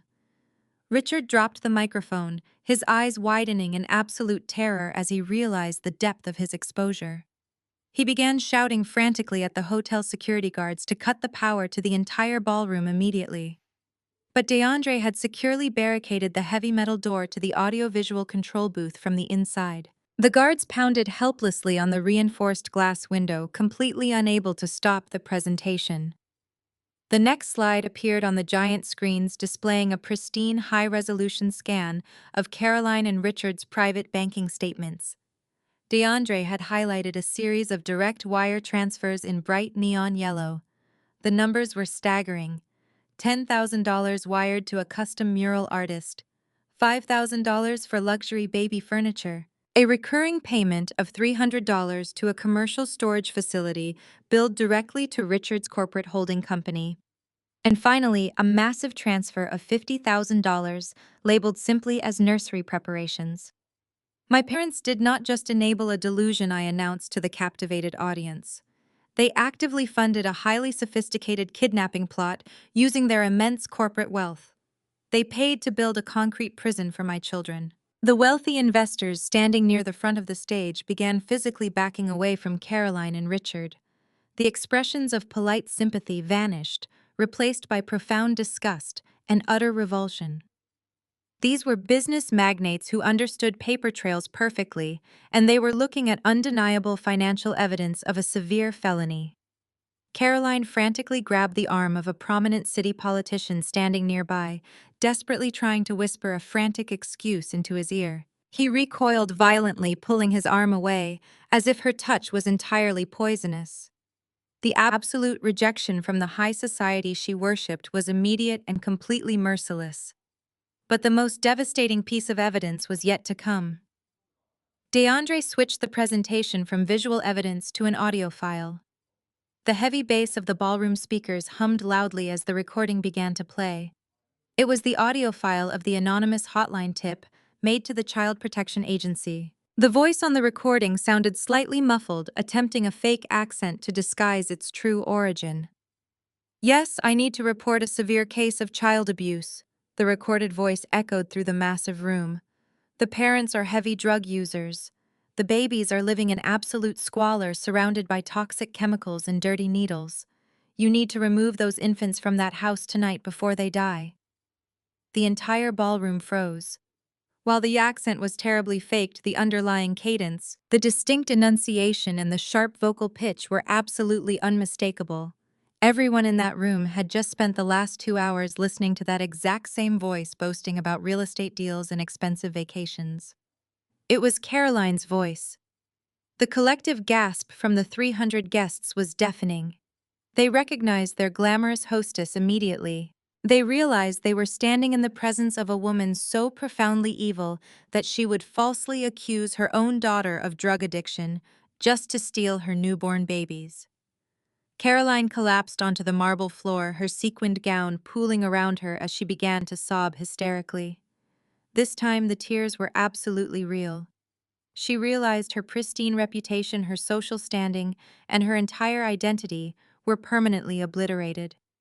Richard stood frozen, staring blankly at the massive projection screens overhead in absolute silence. Piper began screaming desperately, dropping her facade completely as she stared upward at the undeniable evidence of her crimes. Gavin wrapped his arms securely around my waist, keeping me anchored while the wreckage of their kingdom crumbled entirely to the ground. The absolute deafening silence in the grand ballroom was finally broken by a single sharp voice from the front row. A prominent city judge, heavily funded by my father, stood up from his table. He looked directly at Richard with an expression of pure, unadulterated contempt. "You are completely sick," the judge said, his voice carrying perfectly across the marble floor. He forcefully threw his linen napkin onto his dinner plate, turned his back on my parents, and began walking rapidly toward the exit. That single movement broke the dam. The entire room erupted into utter chaos. 300 of the most wealthy investors, powerful politicians, and high society socialites began scrambling toward the heavy mahogany doors simultaneously. They were desperate to distance themselves from a family that had just been publicly exposed for orchestrating a violent, premeditated kidnapping plot against newborn infants. Richard finally snapped out of his stunned paralysis. He lunged for the microphone, the feedback screeching loudly through the speakers. "Wait, you do not understand," he yelled into the microphone, his face slick with sweat. "Please listen to me. We were just trying to help our sick daughter. Piper has severe clinical depression. She lost her mind when she realized she could not have a baby. We were just setting up a safe space for her to recover. We were not going to hurt anyone. We were protecting our family. This was just a terrible misunderstanding." The sheer audacity of his pathetic justification caused several guests to stop in their tracks and stare at him in disbelief. He actively tried to reframe a heavily funded felony abduction as a compassionate medical intervention. Caroline pushed herself up from the floor, her sequined gown now stained with spilled champagne. She grabbed the microphone from Richard, her makeup running down her face. "Clara is a deeply cruel, unforgiving daughter," Caroline shrieked, pointing a trembling finger directly at me. "She refused to share her children. Piper needed those babies to survive. We simply had the money to give them a perfect life. Clara is the only one destroying this family tonight, not us. We did this out of love." A collective gasp rippled through the remaining crowd. My mother had just publicly confessed to the entire plot, confirming every single piece of evidence displayed on the massive projection screens. She genuinely believed her wealth gave her the divine right to redistribute my children to her favorite daughter, like they were expensive pieces of furniture. Before I could even respond to her deranged accusation, the heavy metal door of the audiovisual booth swung open violently. DeAndre marched out, descending the grand staircase with purposeful, heavy strides. The crowd parted for him instantly. He did not look at the guests. He walked straight down the center aisle, his eyes locked entirely on Piper. She stopped her hysterical screaming as he approached, looking at him with a sudden spark of desperate hope. She thought he was coming to protect her from the public fallout. Instead, DeAndre stopped directly in front of the stage. He reached inside his tailored suit jacket and pulled out a thick stack of legal documents securely bound with a blue ribbon. He threw the heavy stack of papers directly at Piper's feet. They hit the wooden stage with a loud thud. "Those are the finalized divorce papers," DeAndre stated, his deep voice radiating authority. "I have also signed a sworn affidavit turning over every single piece of financial evidence, security footage, and medical fraud documentation directly to the district attorney. I am testifying against all of you. You are completely on your own, Piper. Have a wonderful life in federal prison." Piper stared at the documents resting on the stage, the reality of her total isolation finally crashing down upon her. She let out a piercing, guttural scream, dropping to her knees and tearing at her own hair in a violent display of psychological collapse. The main doors of the grand ballroom burst open. The lead detective marched into the room, flanked by a dozen uniformed police officers. They were not attempting to be discreet. They moved with swift, tactical precision, fanning out across the ballroom floor and surrounding the main stage. The remaining guests pressed themselves tightly against the walls, watching in absolute shock as the police officers moved in. Richard tried to step backward, raising his hands in a futile gesture of surrender, but two officers immediately grabbed his arms, twisting them firmly behind his back. Richard, Caroline, and Piper the detective announced, his voice echoing over the chaotic din. "You are all under arrest for conspiracy to commit kidnapping, severe identity theft, and filing false reports to state agencies. You have the right to remain silent." The sound of heavy metal handcuffs ratcheting tightly around my father's wrists was the most beautiful sound I had ever heard in my entire life. Caroline began fighting the officers, kicking and screaming obscenities as they secured her arms. She demanded they call her lawyers immediately, screaming that they could not do this to someone of her social standing. The officers ignored her completely, treating her exactly like the dangerous criminal she truly was. Piper did not fight. She went entirely limp and numb, staring vacantly at the ceiling as the officers lifted her off the wooden stage and placed her in cuffs. Gavin stood firmly by my side, his hand resting securely on my lower back. We watched in profound silence as the police forcefully escorted my parents and my sister through the massive crowd of their former friends and colleagues. Elite members of society held up their phones, recording the humiliating walk of shame. The flashing lights of the police cruisers waiting outside cast red and blue shadows through the large hotel windows. The empire of lies built on decades of manipulation, financial abuse, and psychological terror was completely destroyed in less than 15 minutes. The toxic cycle that had defined my entire childhood was finally broken completely, forever. The morning following the anniversary gala brought a swift and brutal dawn of absolute justice. The local news stations picked up the story, immediately broadcasting the scandalous arrests across every major network in Chicago. There was no expensive public relations firm left to spin the narrative. The hotel security footage of my parents being marched out in handcuffs circulated endlessly online. The district attorney, armed with the mountain of financial documents, the security videos, and the terrifying kidnapping notebook, formally charged all three of them with conspiracy to commit aggravated kidnapping, felony identity theft, and severe fraud. Richard immediately attempted to use his vast wealth to secure bail, calling his team of elite defense attorneys from the holding cell. However, the judge who reviewed the case was the exact same judge who had walked out of their ballroom the night before. Recognizing their massive financial resources and their documented plans to flee the country with my twins, the judge officially deemed them extreme flight risks.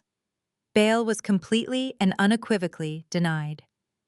For the first time in their incredibly privileged lives, my parents spent the weekend wearing standard orange jumpsuits behind cold iron bars. Piper never even made it to a standard jail cell. Her total psychological collapse on the ballroom stage was only the beginning of her permanent unraveling.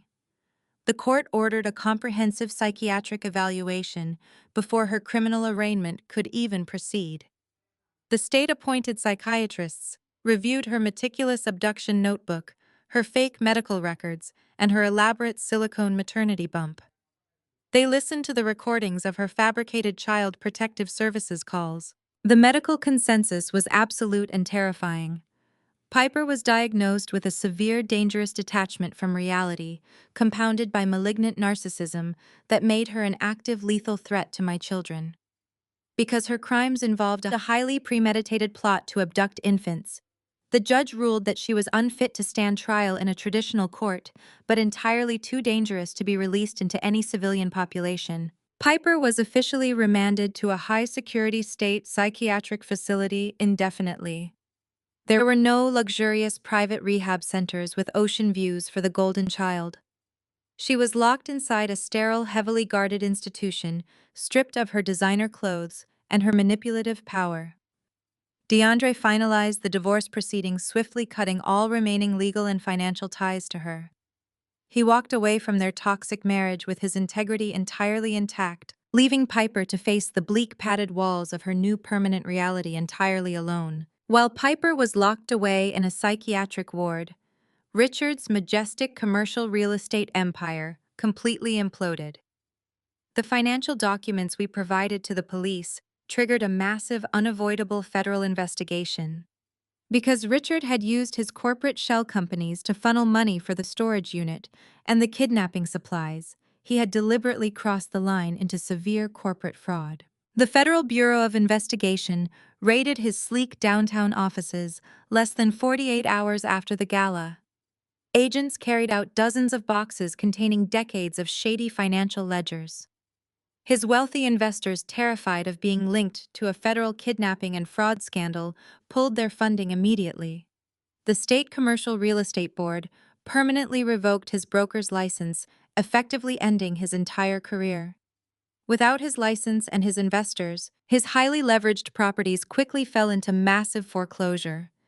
The millions of dollars he had hoarded over his lifetime evaporated into thin air, consumed by mounting legal fees, federal fines, and the sheer crushing weight of his collapsing business.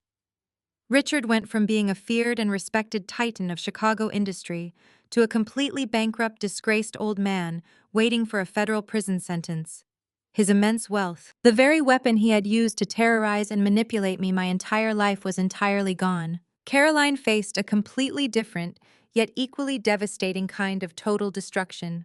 While she managed to avoid federal prison by placing the bulk of the corporate fraud blame squarely on Richard, she was still indicted as a co-conspirator in the abduction plot and slapped with 5 years of strict house arrest and massive restitution fines.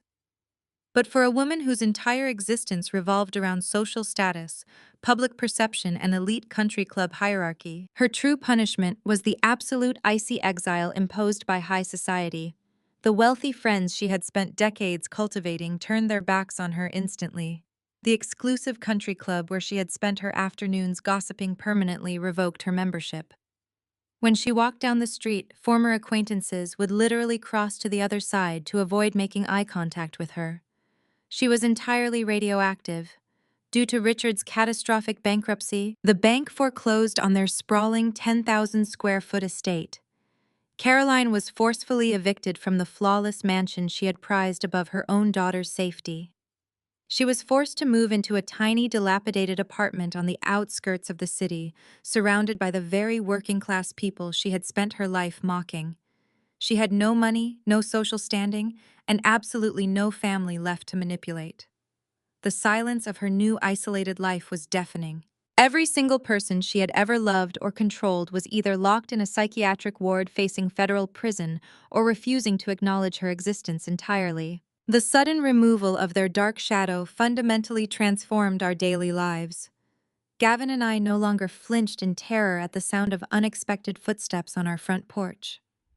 We did not have to obsessively check the high-definition security cameras every single hour of the day.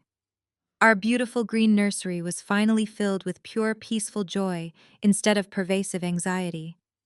We spent our evenings holding Oliver and Ruby tightly, fully knowing that the monstrous people who had tried to steal them were permanently neutralized. The heavy steel walls I had built around my heart could finally start coming down very slowly. 2 full years have passed since that explosive night in the grand ballroom, and time has brought a profound peace to our lives. Oliver and Ruby are now energetic 2-year-old toddlers. They fill our home with constant laughter, the pitter-patter of tiny feet, and the beautiful, chaotic noise of genuine happiness. We eventually decided to move out of our old suburban neighborhood. Even though my parents were completely neutralized, the physical house still held too many dark memories of slashed packages and stolen strollers. We bought a beautiful historic farmhouse nestled on 5 acres of land just outside the city limits. It has a massive wraparound porch towering oak trees and plenty of space for the twins to run safely. Right now, I am standing in what will soon be their new playroom, wearing paint-splattered overalls and holding a roller brush. We decided to paint the walls a bright, cheerful shade of sunshine yellow. It feels incredibly symbolic. We are actively painting over the darkness of our past with bright, vibrant colors of our own choosing. Gavin walks into the room holding 2 cups of iced coffee and hands one to me with a warm smile. DeAndre has become a permanent fixture in our household. After the horrific reality of Piper's crimes came to light and his divorce was finalized, DeAndre could have easily walked away from our family entirely. No one would have blamed him for wanting a completely clean slate. Instead, he chose to stay. He chose us. He comes over every single Sunday for a massive family dinner, and he never arrives empty-handed. Today he is outside in the sprawling backyard, chasing Oliver and Ruby through the tall grass while blowing giant soap bubbles. I can hear his deep, booming laugh echoing through the open window, followed by the delighted squeals of my children. He is the best uncle they could ever ask for. He reads them stories and protects them fiercely. DeAndre proved to me that true family has absolutely nothing to do with shared DNA or biological obligation. True family is about the people who actively choose to stand by your side when the absolute worst storms hit. My parents and my sister shared my blood, but they brought nothing but deceit and destruction into my life. DeAndre shares no blood with me, yet he brought absolute loyalty, courage, and unconditional love. We built our own family from the ashes of the one that tried to destroy us. Gavin wraps his arms around my waist, resting his chin on my shoulder. He is my absolute rock. The trauma of the false Child Protective Services accusations and the terrifying kidnapping plot could have easily fractured a weaker marriage. Instead, it forged our bond into something completely unbreakable. We fought a literal war together to protect our children, and we won decisively. His career at the high school is thriving immensely. I returned to my firm as the design director, feeling more inspired and creatively fulfilled than ever before. We no longer look over our shoulders. We no longer jump at every unexpected knock on the front door. The expensive high-definition security cameras we installed at the new farmhouse are mostly used to watch deer grazing at the edge of the woods, rather than scanning for hooded figures in the night. The absolute absence of my toxic family is the greatest gift I could have ever received. There are no more manipulative guilt trips, no more frantic demands for attention, and no more malicious lies to navigate. There is just space, beautiful, quiet, unburdened space to simply exist and be happy. My cell phone vibrates on the wooden windowsill. I walk over and glance at the bright screen. It is an unknown number. Usually I let these calls go straight to voicemail, but I'm expecting a call from a local contractor about installing a new swing set in the backyard. I swipe the green icon and press the phone to my ear. "Hello," I say cheerfully. There is a heavy static-filled pause on the other end of the line. Then a raspy, timid voice speaks. "Clara, please do not hang up. It is your mother." I freeze for a fraction of a second. It has been 2 years since I last heard Caroline speak. I know from DeAndre that she is still living in a cramped apartment, entirely isolated and deeply miserable. She must have bought a cheap burner phone just to bypass the strict digital blocks I placed on all her known numbers. "Please, Clara," Caroline whimpers, her voice dripping with practiced desperation. "I am so sorry for everything. Everything. I miss you. I miss my grandchildren. I am all alone. Please just let me see them. Just let me be a part of your life again. I promise I have changed." 2 years ago, a call like this would have sent my heart rate skyrocketing with anxiety and fear. But today, standing in my sunlit farmhouse surrounded by the people who truly love me, I feel absolutely nothing but profound indifference. Her words hold zero power over me anymore. I do not owe her closure or anger. I smile warmly, looking out the window at my twins laughing in the sunshine. I pull the phone away, tap the red button, and block the unknown number. I do not say a single word back to her. The silence is my final permanent answer. I toss the phone back onto the windowsill and grab my paint roller. Gavin looks at me, a silent question in his eyes. "It was a wrong number," I tell him, my smile widening. "Just a wrong number." I dip my brush into the yellow paint, my heart lighter than air. If my story resonated with you, please hit like and subscribe.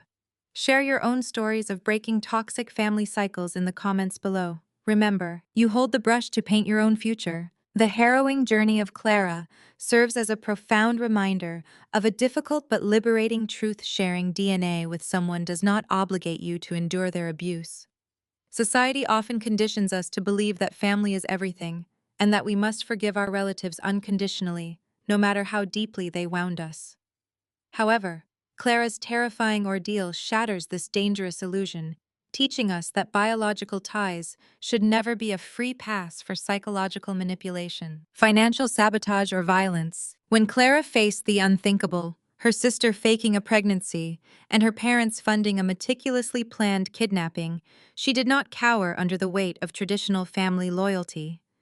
Instead, she recognized that her parents were not acting out of love, but out of a toxic need for absolute control and the preservation of a delusional golden child dynamic. The hardest part of healing from familial trauma is letting go of the lingering hope that toxic relatives will miraculously change into the supportive people they were supposed to be. Clara teaches us the immense power of radical acceptance. She accepted exactly who her family truly was and responded by building impenetrable legal and emotional boundaries. Moreover, this story beautifully redefines the authentic meaning of family. While her biological parents funded her destruction, it was DeAndre, a man connected to her solely by marriage, who risked his entire livelihood to protect her and her unborn twins. It was her husband Gavin who stood as an unwavering shield. This stark contrast illustrates that family is an action, not merely a biological coincidence. True family is found in the people who actively choose to prioritize your safety, support your growth, and stand by you when the darkest storms hit. We have the absolute right to curate our inner circle and expel those who bring chaos. Ultimately, walking away from toxic relatives is not an act of cruelty. It is the ultimate act of self-preservation. It takes immense courage to dismantle the guilt instilled by a lifetime of manipulation and choose your own peace instead. You are allowed to mourn the family you deserved, while fiercely protecting the beautiful, safe life you have built without them. Take back your narrative today by establishing firm boundaries and cutting ties with anyone who threatens your peace. Have you ever had to walk away from a toxic family member to protect yourself, and how did you do it? Let me know.